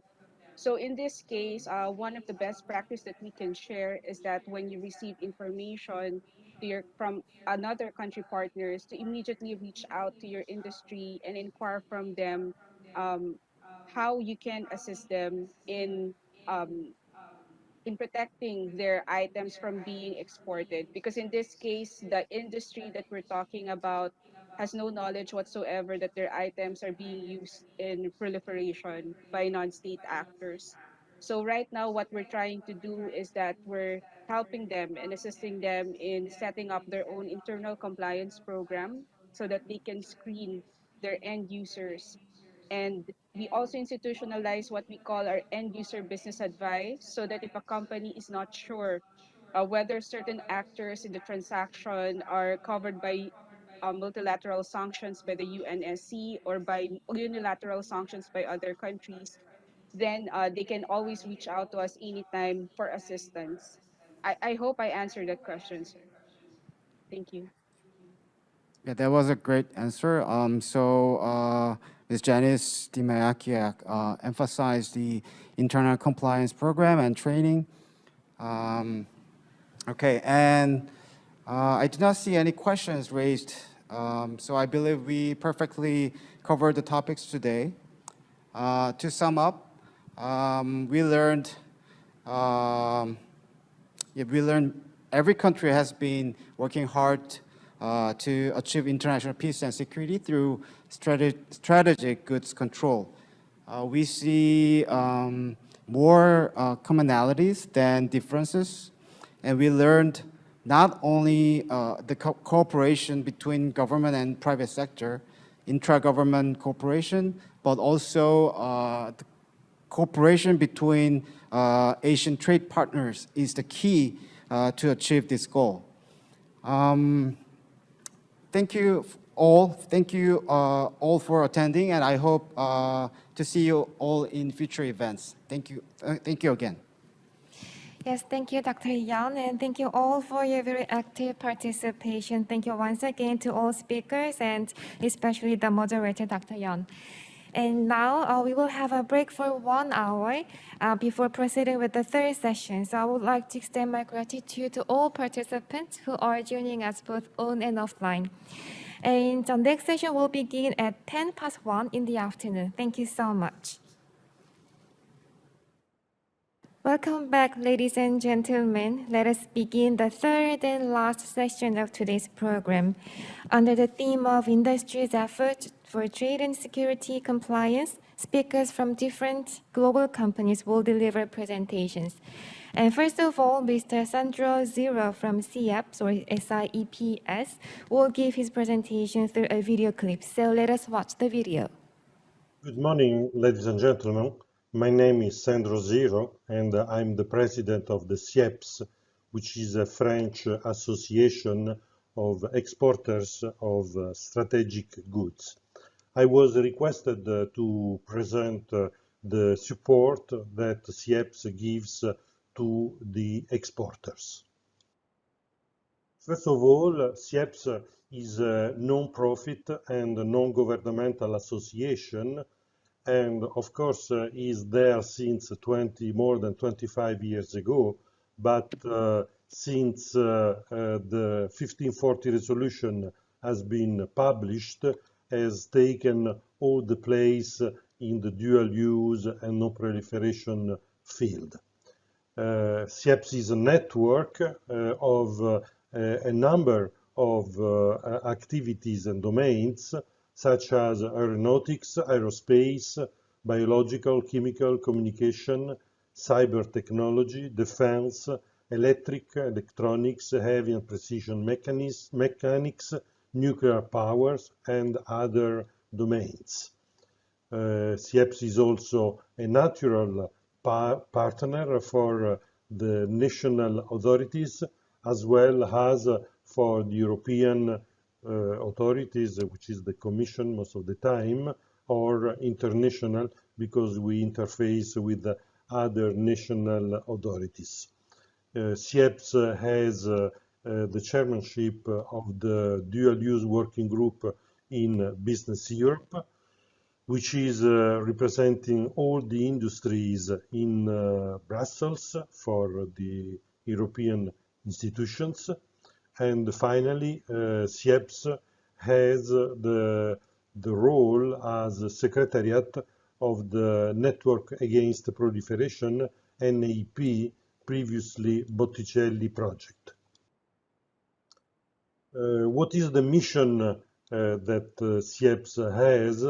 In France, mostly he contributes to the world's peace by participating in fighting the proliferation of weapons of mass destructions, and at the same time we have the role to promote the international trade of strategic goods with a fair competition. One of the goals is to try to harmonize all the rules in the world in order to have a level field player in a normal one in the world. Facilitate also the licit trade of the exporters, and we try to promote the responsibility of each exporter in their trade.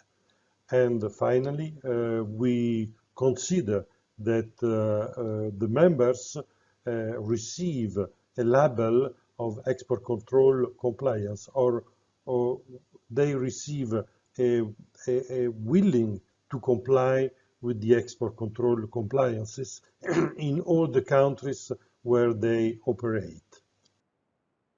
The members are today 30, around 30, and we can count some, I can give you some examples, as Airbus, Air Liquide, or Atos, the CA, EDF, or Essilor, FIV, Framatome, Huawei, Nokia, Orano, Sagem, Schneider, ST Microelectronics, Westinghouse, and others. So these a kind of mix-up of high-tech companies, mostly big companies, but there are few small companies. The expertise that SIEPS proposed to their members are several. First of all, an expertise concerning export control on dual-use goods and some service and technical assistance and technology that we provide to the members. We consider all the technology who have a potential use in civil and military market. The SIEPS has a direct contact with the French administration mostly, and is a privileged interface for the French authority as well as the Commission, and we have contact at the international level with other authorities like the US or even in China. International cooperation constitutes a large part of our credibility because we have a partnership with KOSTI in Korea that you know very well, as well as Sys in Japan and Chamber of Commerce in the United States. And we do represent the exporters, the members who are exporters, towards regulatory authorities, mostly in France. What is the service that we propose and we give to the members? First of all, there is a daily and even more than daily, sometimes more than twice a day, of regulatory monitoring. Because as you know, the regulations are updated daily, and we have informations everywhere from the world. So we do not take care only of the French regulation, which is the European too, but also regulations who are updated or recasted in other countries. Recently, we had the Chinese law, and recently we had the proposal from the United States of new regulations on the emerging technologies. And of course, we did work a lot in order to update the European regulation, which just came out officially in September. We give a support to our members on the classification of their products and technology, and we have a follow-up of the procedures that they do implement when they apply for an export license to the authority. Of course, we are raising awareness, and we give and provide trainings to the members regularly as they request individually or collectively. And we give support for designing the ICP based on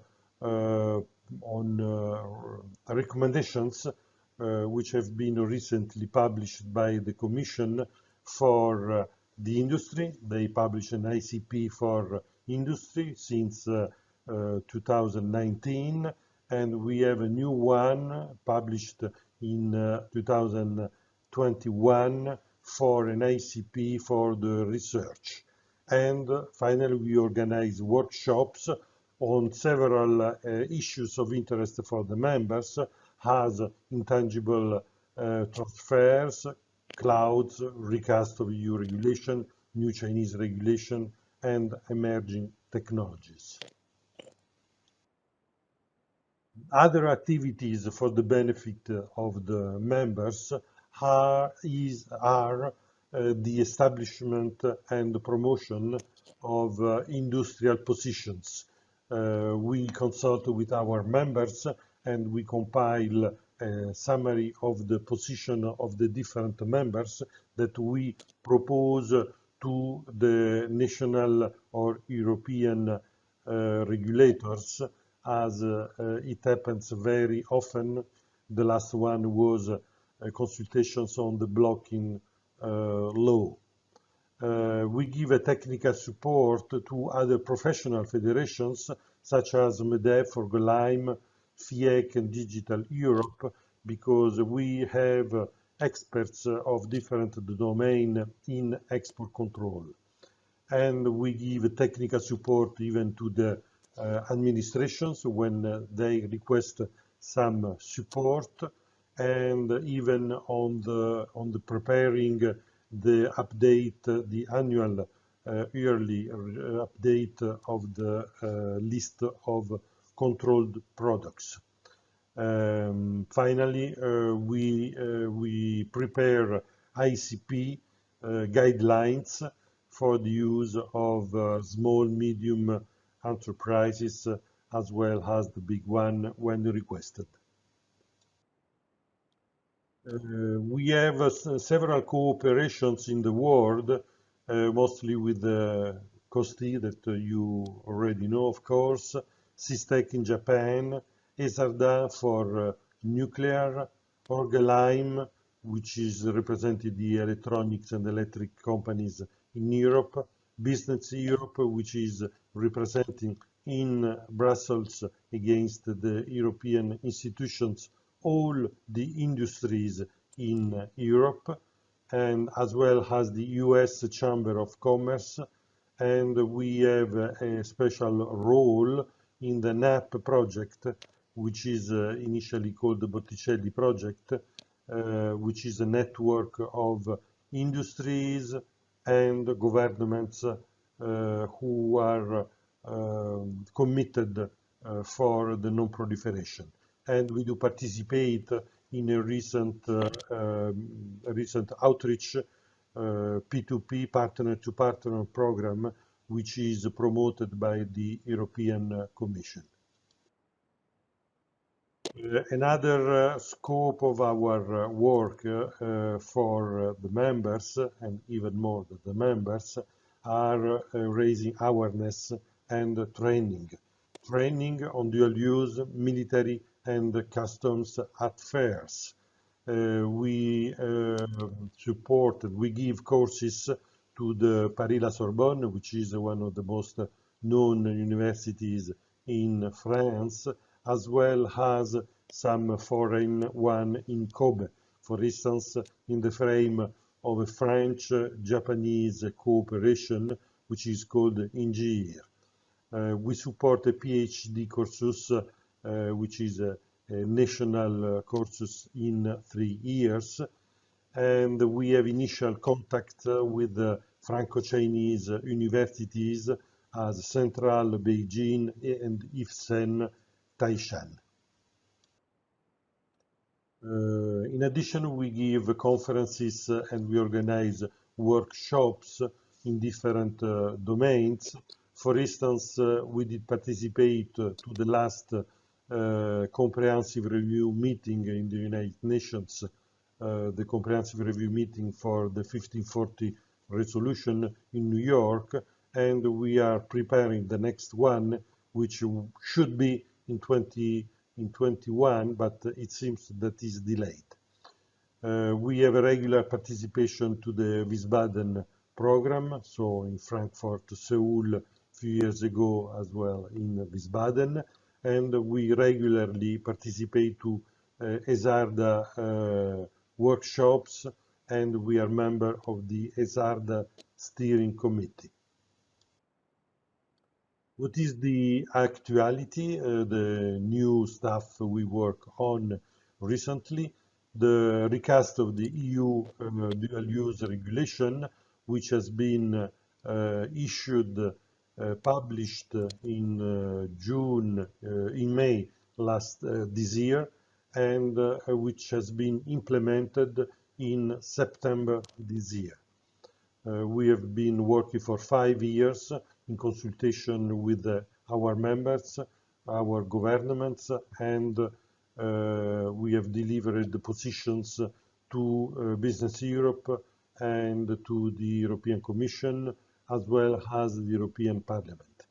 For the new Chinese law, which has been in consultation for more than 1 year, we have prepared comments with our partners, and we hope that we have brought some new ideas in this law, but I confirm that it was very tough.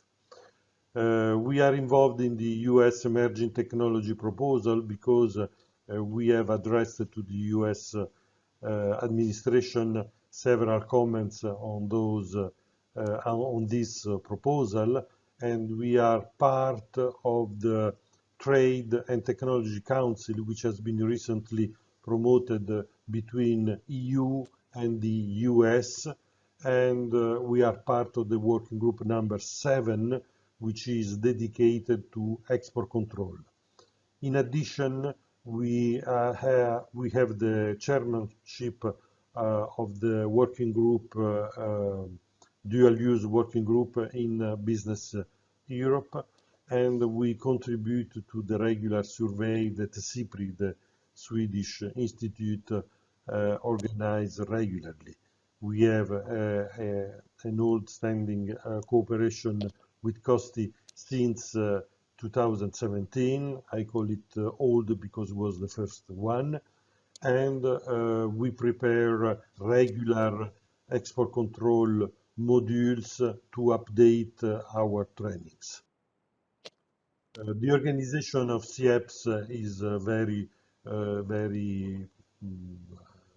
easy, very simple, and we don't have a lot of people in the board. We have anyway the executive committee. We have a general assembly that we organize yearly, statutes and internal guidelines on how the board have to work.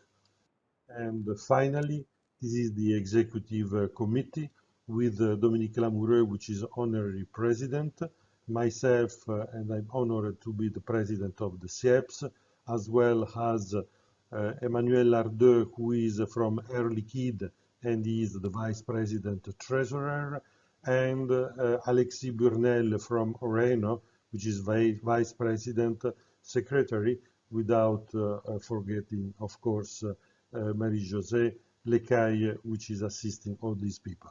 Here in this slide, you will have our email address as well as my personal telephone number if needed. And so I'm finished my presentation.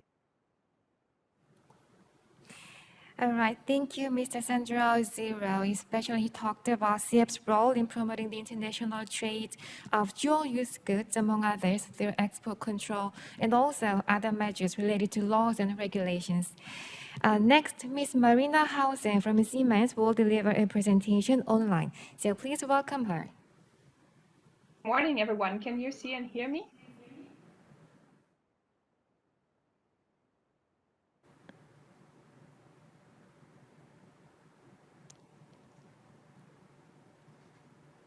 Good morning, everyone. Can you see me and hear me? Yes, we can hear you and you can see you as well. Okay, perfect. Thank you very much. Good morning and good afternoon, everyone, depending on where you are. My name is Marina Hausen, and thanks a lot for having me. I work for Siemens AG. I'm located in Germany, Munich, and I'm head of export control regulations and policies team for Siemens AG globally. This is actually the earliest presentation I have ever given in my life. So maybe let's start straight ahead and start with a couple of words about Siemens as a company. What do we do? Siemens is a very old company that has existed for over 170 years now. It was founded by 3 Siemens brothers, already as the global company in those days. So Siemens had operations from the very beginning in Germany, in England and in Russia, and since then a history of innovation has been rich in company's history, starting with the first pointer telegraph and then moving on in 1870s with the first electric railway or the first magnetic resonance imaging scanner in the 80s. And this history continues gladly until today. So these days, Siemens is a global leading technology company with operations in a lot of countries in the world, actually in all the regions, with around 300,000 employees. And here you see the business numbers, 57 billions of revenue it was in 2020. What does Siemens do these days? Actually, Siemens is a group of companies with Siemens AG, the company that I work for, focusing on digital transformation of industry automation, but also the division of smart infrastructure, so connected devices, Internet of Things, smart buildings, and mobility, railway networks, digitizing mobility.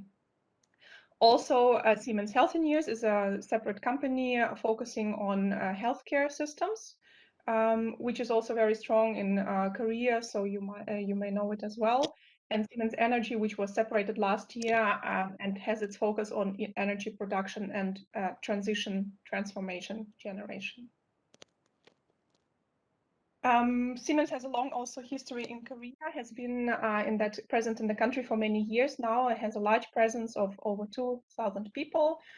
And we have colleagues in multiple cities in Korea with sales and head offices in Seoul, but also in Pyeongtaek. We have production and research and development sites for smart infrastructure and Siemens Healthineers in multiple locations in Korea. Compliance is very important for Siemens. Integrity matters is one of our main mottos. Siemens has been achieving high rankings in the Dow Jones Sustainability Index in the category of compliance since 2009. And the company adheres to the highest ethical and moral standards in doing business. Only clean business is our business. And this also applies to the trade compliance, which for us includes export control, embargo, and sanctions regulations. All of these areas are managed within Siemens by the Export Control Organization. And the Export Control Organization is part of the overall compliance organization, together with the other areas of activity such as anti-corruption, anti-money laundering, antitrust, human rights, or data privacy, as you see here. On the left-hand side, I put a high-level scheme describing how the Export Control Organization is set up. So we have a global team of colleagues all over the world, overall over 100 colleagues globally, and it's very important to have these experts on site who are also experts in the local regulations in the countries where Siemens is operating in.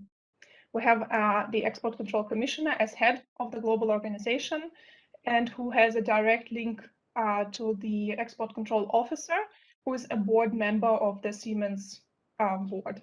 And this is actually a specific of the German regulations. Under German regulations, a company must assign someone from the top management or from the board as the export control officer, who would be personally responsible for the export control topics if a company exports dual use items or military items or uses export licenses. So this is how we operate as the organization. And of course, the base for our work is the internal control program, Export Control. We're constantly developing it and adapting it to the changing requirements that we have from our global business. As you can see here, these are the three main elements that we always keep in mind. Of course, preventive element is, you might say, the most important one. These are the measures that we put in place in order to ensure that all regulations are observed, all relevant regulations are observed, and no violations take place. So these are, for instance, risk management, policies and procedures, processes that we have in place, transactional screening, automated controls, training, so all of that, all of what we understand as the assurance framework. But then, of course, it's very important to have the second component recognized, meaning that we need an assurance function which would validate, verify how effective are the preventive measures that we put in place. So we have audits, internal, external, reviews, self-assessments. We have also with internal whistleblowing channels, as it says here, tell us, or an ombudsperson where employees can report misconduct. And we have an internal investigation department within the compliance organization who would follow up on such messages, reports, would investigate the cases, find out the root cause. And then, of course, last but not least, the react part is very important, because once a misstate, let's say a failure in the system or a misconduct has been identified, it's very important to have clear consequences and clear reactions to help prevent such violations in the future. It's important to address such misconduct and to perform remedy work to solve identified problems and deficiencies. And in the center of all of that, I put management responsibility, because this is what we see every day in our work. It's very important to have top management commitment to compliance, and we do have it at Siemens. So our management is strongly committed to trade compliance and communicates it responsibly in the organization, which helps us as a function a lot. So here's a glimpse at the internal control program, Export Control at Siemens. How does it look like? This is our homepage where each employee could go. It's open for everyone, and it has a multitude of elements. But its main purpose is, of course, to keep the professional community of export control colleagues informed, but also business colleagues informed about the changes, the processes, and the requirements. Let's take a detailed look. What does it consist of? So as I mentioned, Siemens is a company operating globally. Therefore, we consider national regulations from all the countries that we are operating in our internal control program. Since we are based in Germany and a lot of our production sites are in Europe, of course, European export controls are a strong part of it. And the elements of the internal control program, you will probably recognize them. Probably you have similar ones. Why is that? Because European authorities, US authorities, but also the export control authorities in a lot of countries actually predefine them, right? They say which element should be included in the ICP, and we follow this guidance, of course, and it helps us in our processes.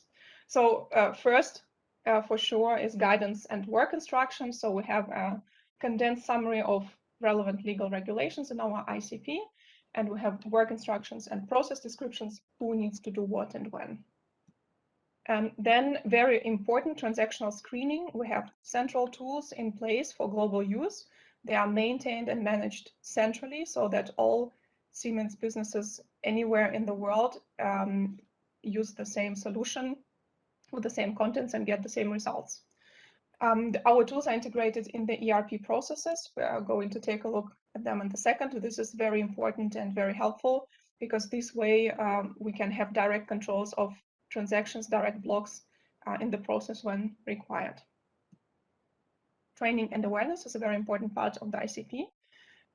We have a multi-level system of training, so to say. For instance, we have mandatory global awareness training for each and every employee at Siemens who has a laptop, who has access to the company network. We have web-based trainings for specific target groups, which are specifically relevant for export control, such as sales, procurement, HR. And we have in-person tailored trainings for high-risk areas, such as, for instance, R&D, engineering, IT, so colleagues who deal with complex export control topics, such as, for instance, encryption. Risk assessment is also a very important part of the ICP. We have a regular global risk assessment for each relevant company in the Siemens group, where we take a look, okay, what kind of business do they have, which kind of countries do they deal with, what kind of products do they export, do they sell within the country, so what is the risk level, and this helps to assess which measures are required for those companies and those countries. We also have regular monitoring of the export control regulations in all the countries where Siemens is present at. And this is a digitized, centralized process of monitoring these regulations because we need to be sure that in each and every country where we operate in, we are aware of the relevant regulations so that we can comply accordingly. Monitoring and audits, an important function to make sure that the whole system works properly. We have yearly global audits by the independent internal audit department. So each and every year we get, I don't know, 10, 13 audits on different areas of export control internally. And this also helps to keep the system effective, efficient, find weak spots and fix them. We also have a continuous monitoring and self-assessment framework where the export control colleagues are performing self-assessments, and also regular external audits. For instance, in Germany, this is part of the system, so to say. We are constantly getting audited by the export control and customs authorities, and in some other countries, this happens regularly as well. Yeah, and last but not least, actually, it's the basis of the whole system, is our experts organization, our export control experts globally. As I mentioned before, it's a global team of experts. We work cross-border in distributed teams, and it's very important for us to keep in touch, to keep information and flowing and the network exchanging about the new developments, technological, regulatory, and so on, so that everyone stays informed and connected. Maybe a drill down on the transactional screening, because of course this is the most important operational topic, right? So how exactly do we do it? So how exactly do we control our transactions? And here you would recognize the four main dimensions which are relevant for export controls, embargoes, and sanctions. This is what do we export, where do we export it to, who is our customer, and what is going to be the end use. These are the 4 things that we always need to consider. And for them, I have just put a couple of examples here because we have a very, very elaborate system in place. For instance, in order to control unauthorized exports of the listed goods, and we do have a lot of dual use goods in our portfolio. We have a classification, 100% classification of all the products that we export, which is performed by the export control experts, or sometimes for easier products also by the colleagues from business. We have automated checks for license requirements in different legal areas. For instance, also the Korean regulations are implemented in our digital export control system, and the checks can be performed automatically depending on the classification.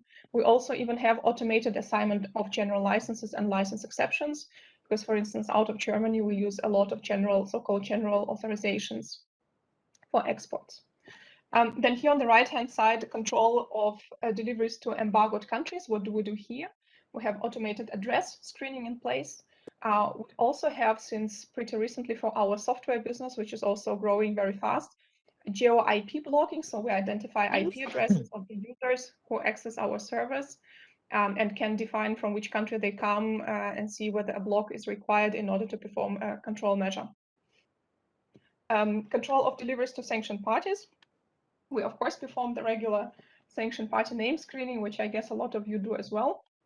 But we have also an automated screening in place against the so-called 50% rule, so looking for companies which are in majority ownership of sanctioned companies or individuals, for instance. And we have a domain screening in place, identifying domains, email domains of the users who belong to sanctioned entities, for instance. And in order to prevent critical use, we have a very unique system in place, which I think doesn't exist in on the market so often, as far as we know. It's a self-developed system which enables dynamic generation of questionnaires per transaction based on the partners and countries involved, covering embargo regulations for a specific country. We use master data categorization, so KYC, know your customer. When a new customer is created, he is directly categorized in the system.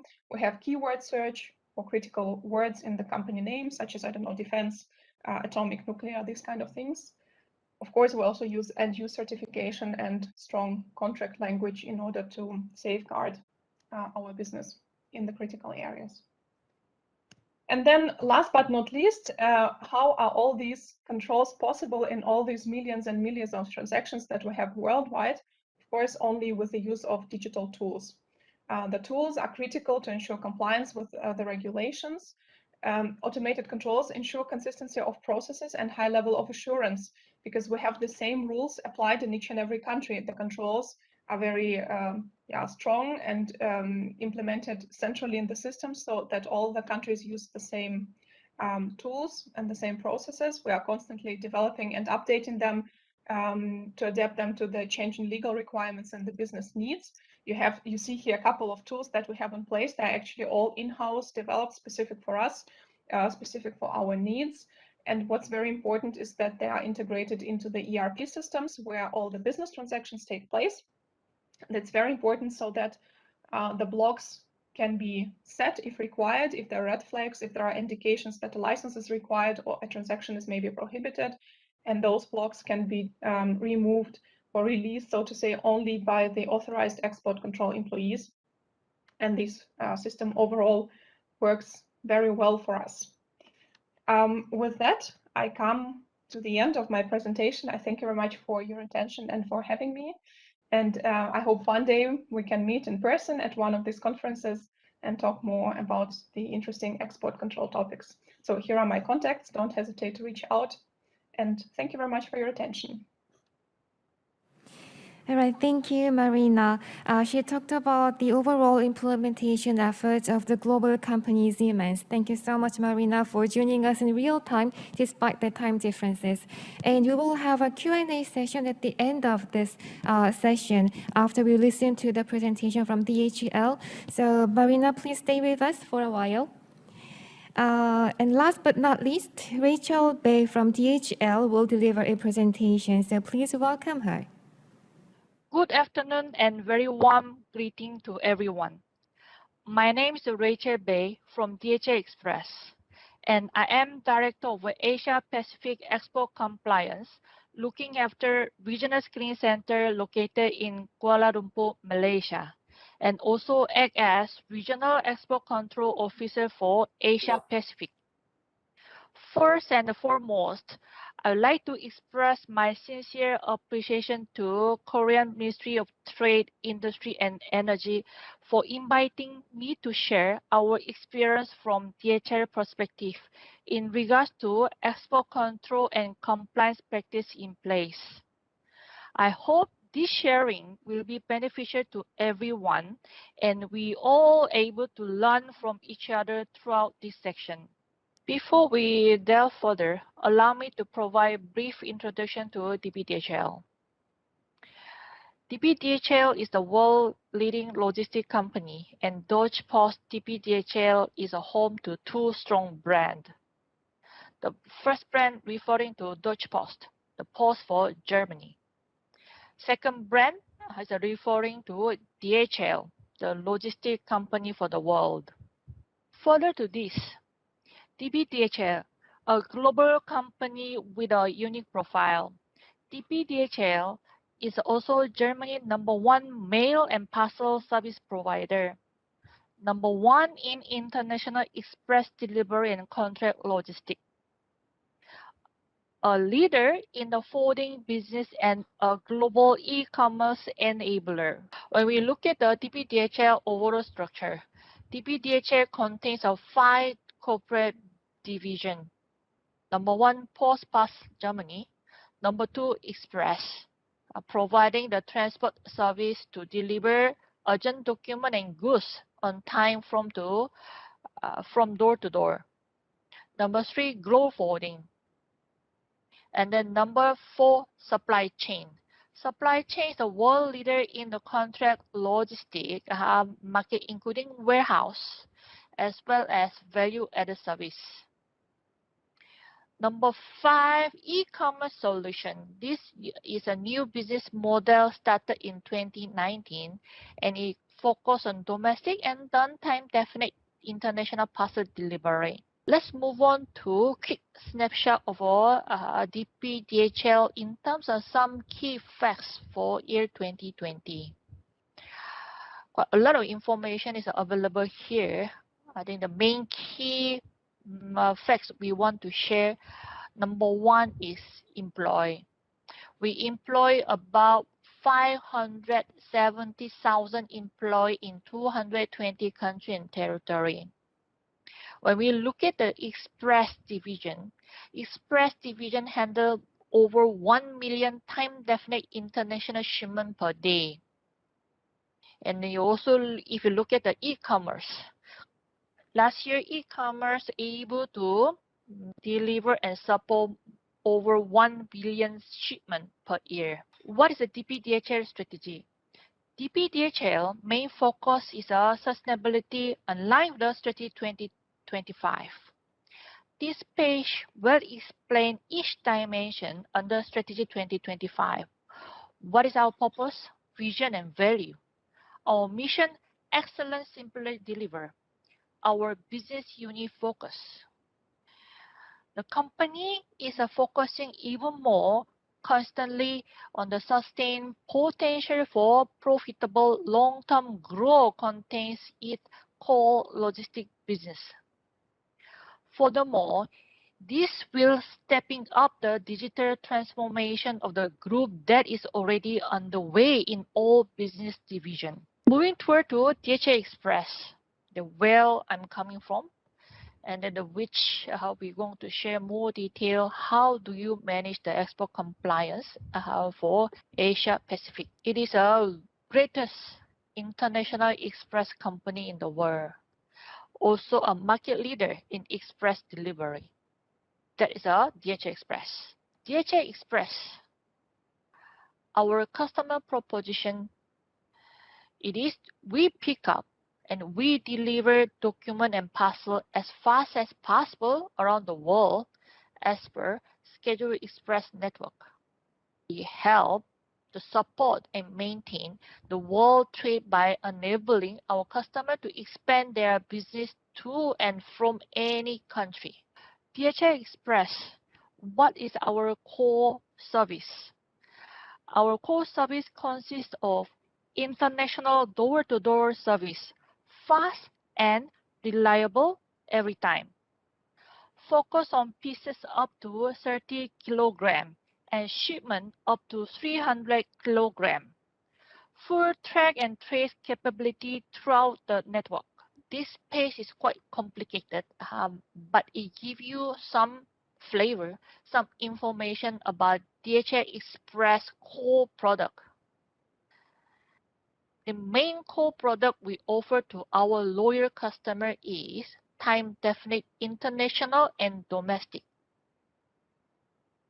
It's known as a TDI, premium segment within express industry.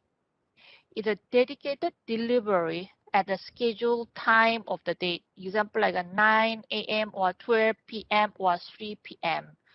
Cross-border and intra or between the continent. This is a express core product we are explaining this page. DHL first incorporated in 1969 and begins by operating a door-to-door express delivery service, transporting documents only between San Francisco, California, and Hawaii. Now, after more than 50 years operating across the globe, our global network has been expanded up to 220 countries and territories. This is explain DHL Express today, the global overview for year 2020. The number do not stop there. We also own 3 global hubs and 18 regional hubs across the border.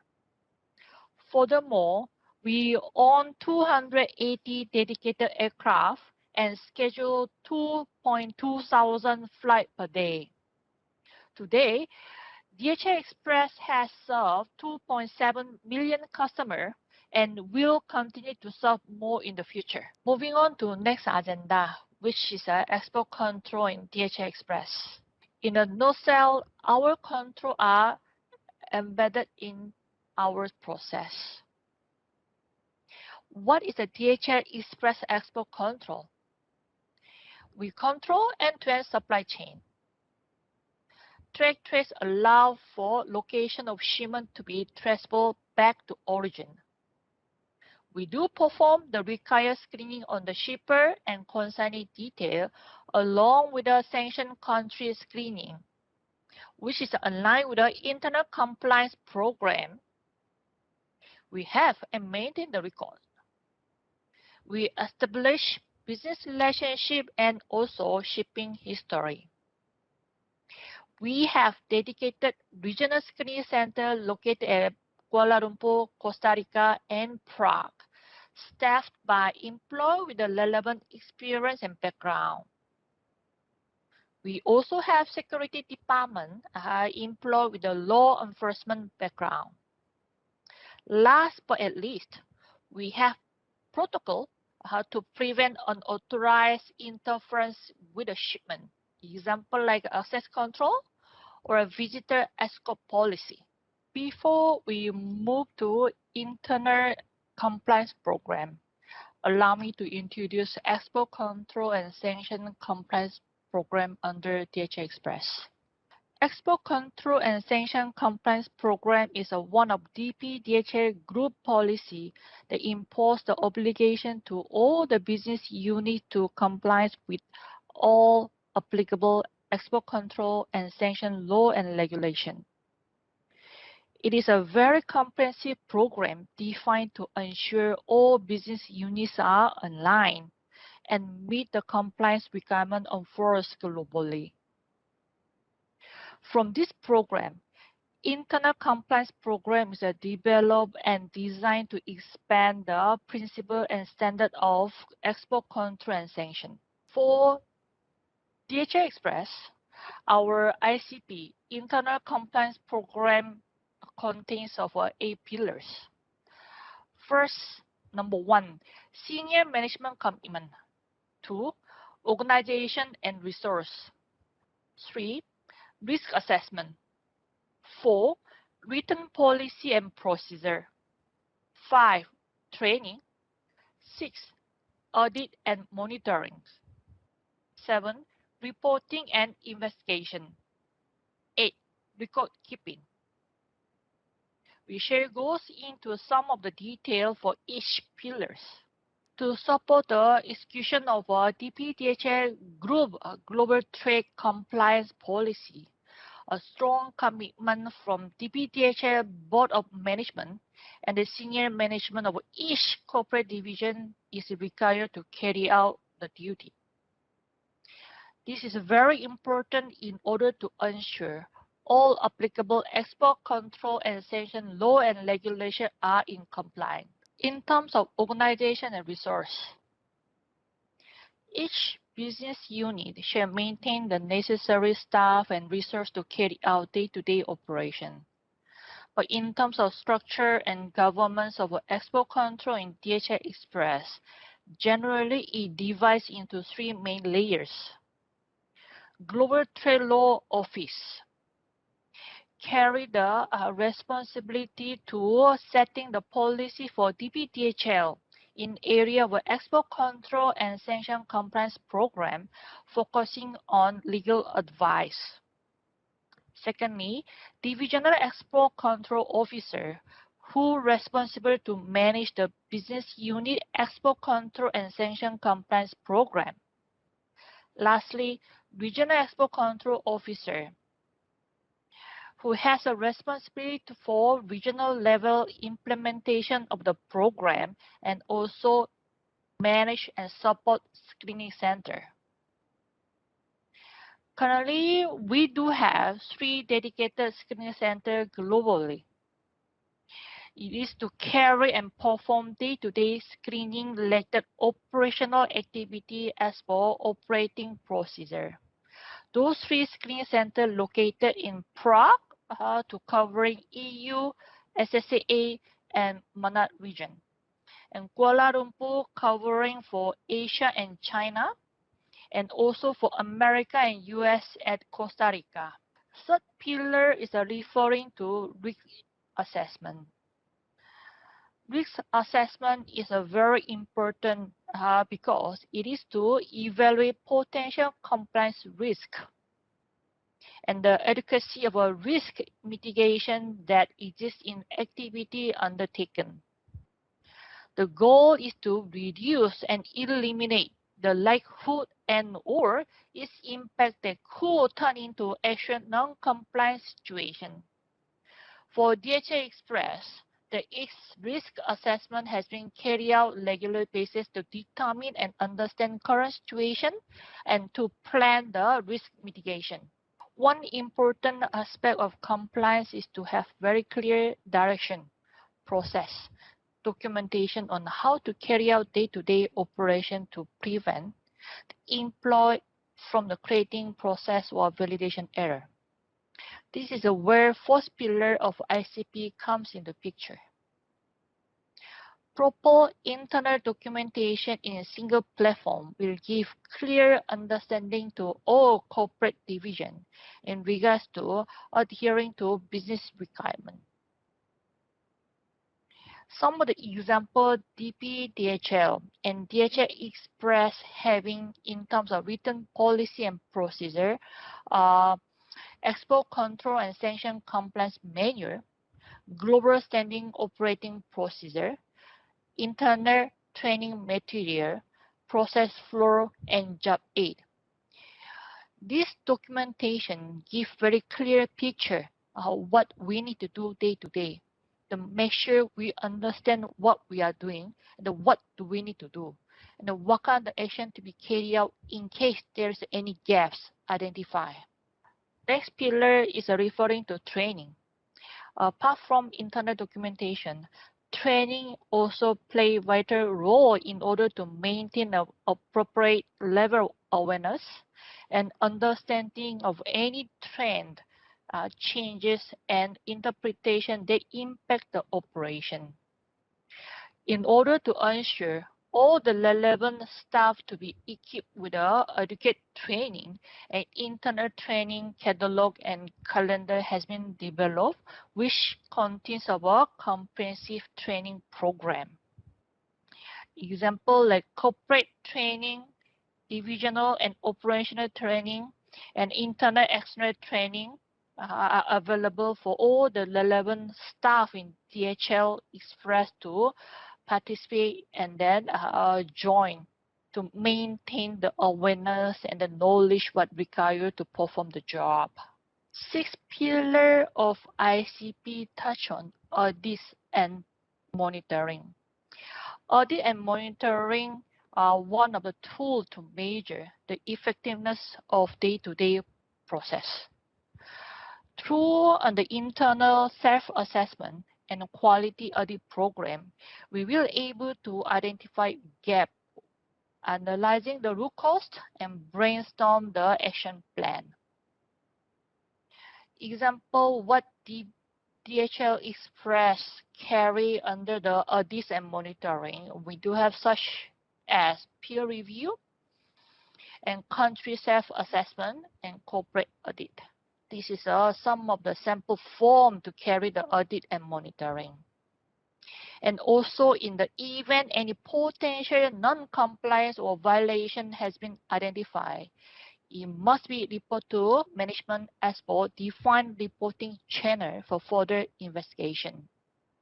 More detail lists out in the 7 pillar known as a reporting and investigation. The last pillar, the 8th pillar of ICP, is referring to record keeping. It is a policy of Dpdhl that all the data record related to export control and sanction must be kept in the relevant platform or in all other record storage system at least for 5 years or such longer period as may be required by local regulation. Some of the example, what kind of data, what kind of record to be kept maintained, and what is available, such as loading documentation, commercial shipping documentation, or export authorization, or relevant any other document issued by authorization. This is some of the example does require for us to maintain and keep in the defined single platform. I've been going through each pillar under our internal compliance program developed and designed under Dpdhl Export Control and Sanction Compliance Program, with some of the examples carried by DHL Express. As a logistic provider, it is to ensure we do comply with all required law and regulation in order to secure and protect our customer, our supplier, our employee, and our network. Hope it gives you some high level of understanding on our ICP. We'll move on to the last chapter of today's presentation. Now we move on to challenge. Of course, based on past experience and what's happening in this moment, similar to other organizations, we do face some challenges in the export control implementation. We divide those challenges into 4 main areas. The first, control list. Different interpretation of a regulation by customer. Some people think this is a beauty of regulation. However, sometimes different interpretation leads to more confusion and misunderstanding. Example like non-harmonized classification. For example, for US company, US product classification apply, but this is not the case for rest of the world. And also overlapping conflict of approach between the law and regulation. Different exemption apply at each jurisdiction. Example like a transit transshipment. Those transit transshipment of a control item is a tedious as a different jurisdiction apply their own regulation. it requires to have very careful care and extra attention to manage the shipment as a logistic provider. In terms of a technical expertise, since this is a rich talent pool market, this area still needs more attention as a potential career path. On top of that, availability of export control related training is very limited. It requires tailored training dedicated to export control. Awareness.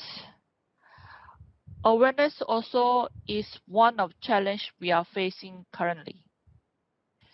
Lack of understanding and do not aware of importance of export control that applicable to the company.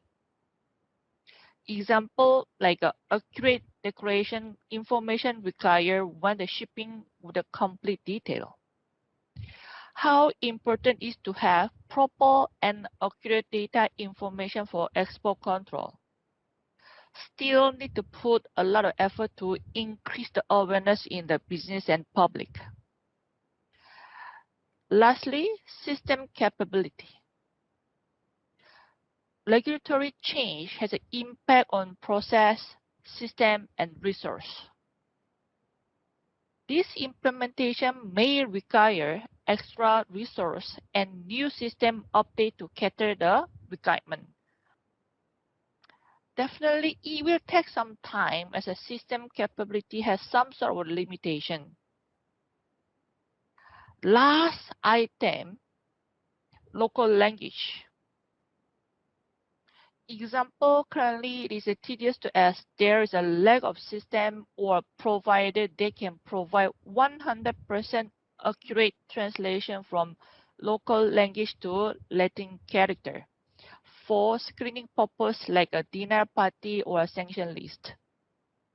Those are current challenge we are having as a logistic provider.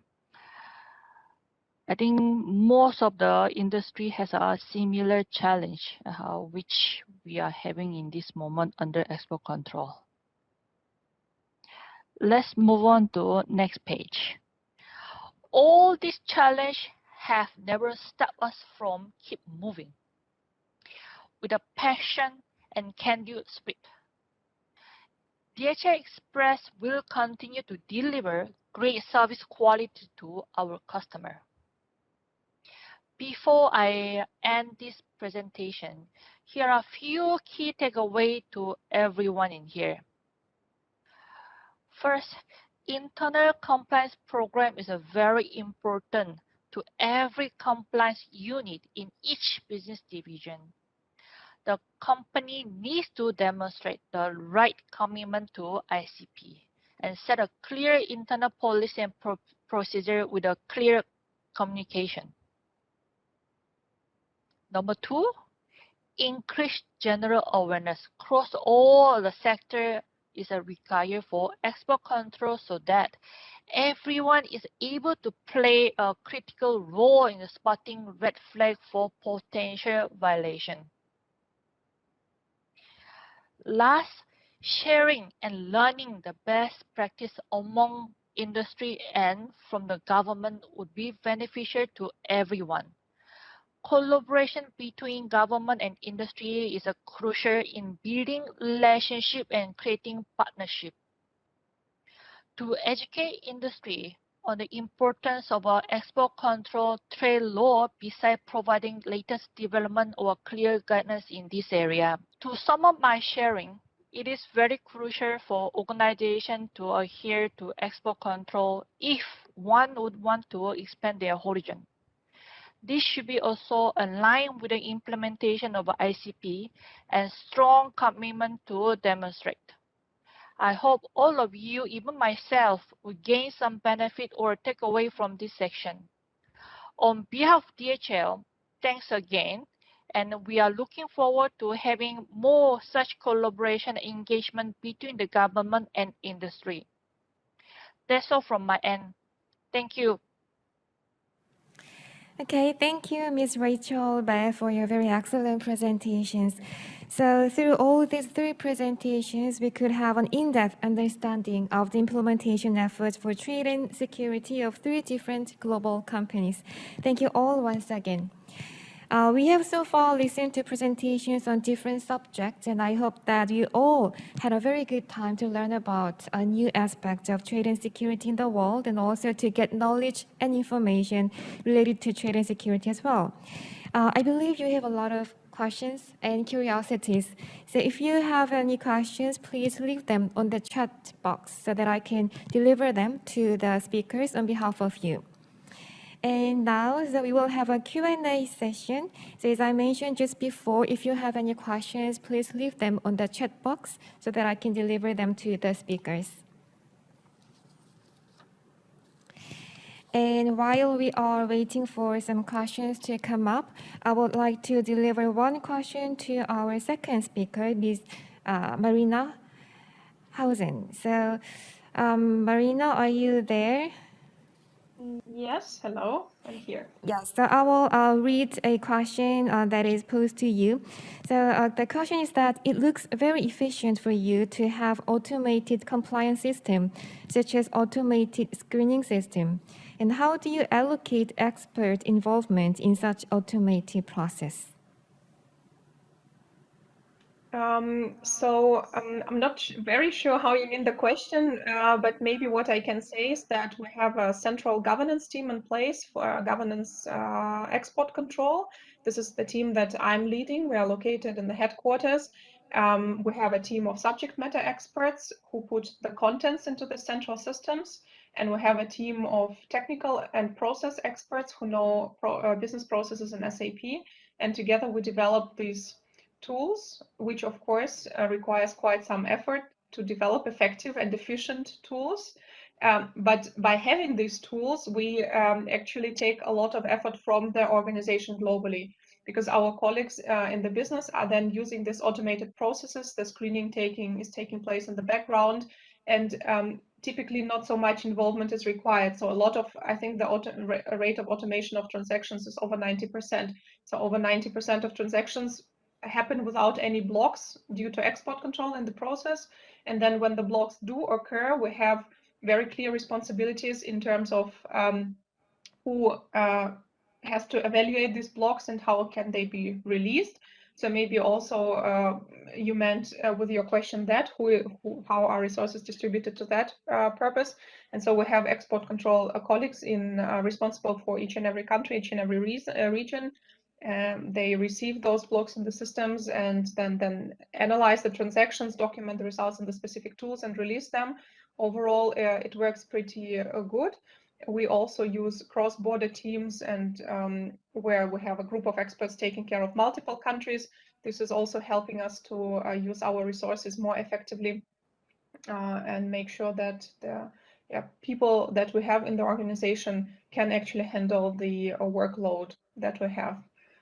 I'm not sure if this answers your question. If not, please follow up. Oh, of course. Thank you for answering the question. Thank you, Marina.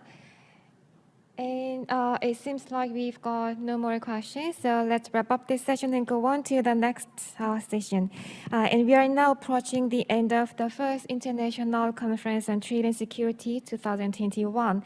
And we had such a meaningful gathering to discuss recent trends in Asian countries' trade and security, implementation efforts of global companies, and also international export controls and policies. Thank you all for joining us from both home and abroad.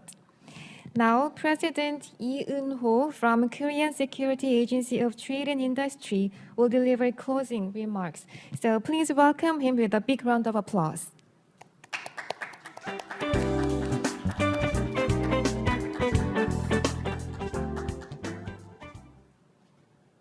Good afternoon, ladies and gentlemen. I'm Lee Eun-ho, the president of KOSTI. KOSTI is very delighted to organize the International Trade Security Conference 2021, and I extend my deepest gratitude to all of you from government, industry, and academia for attending this event. It is a great pleasure for me as well to be part of the conference, which offered good opportunity to learn valuable insights from many experts.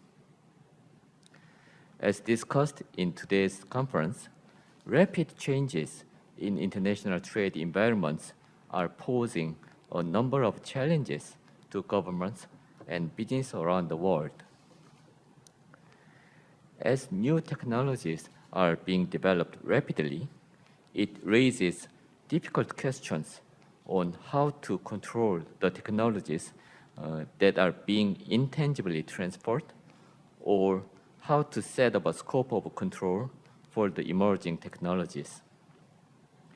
Meanwhile, multinational regimes are facing challenges regarding the introduction of controls of new technologies due to its unanimity decision-making process.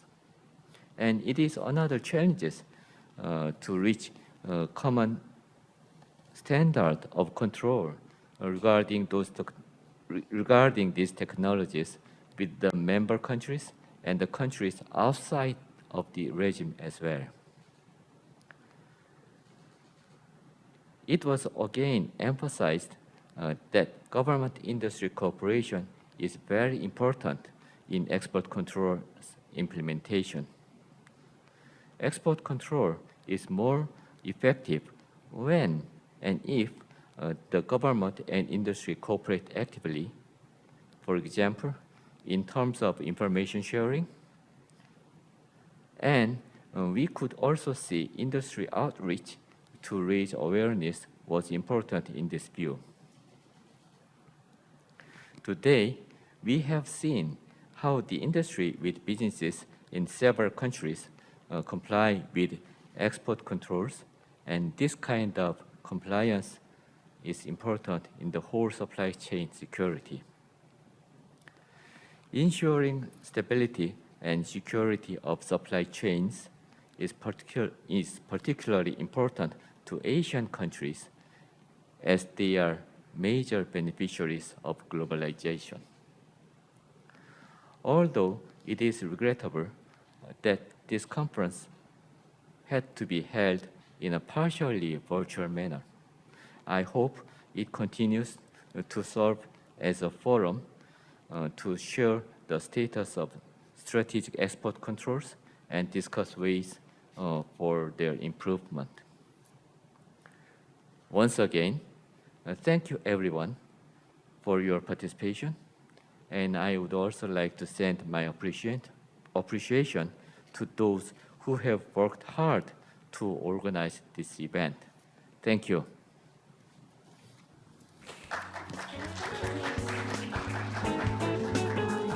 Thank you, Mr. President. We could feel how committed and also determined he is to promoting trade and security.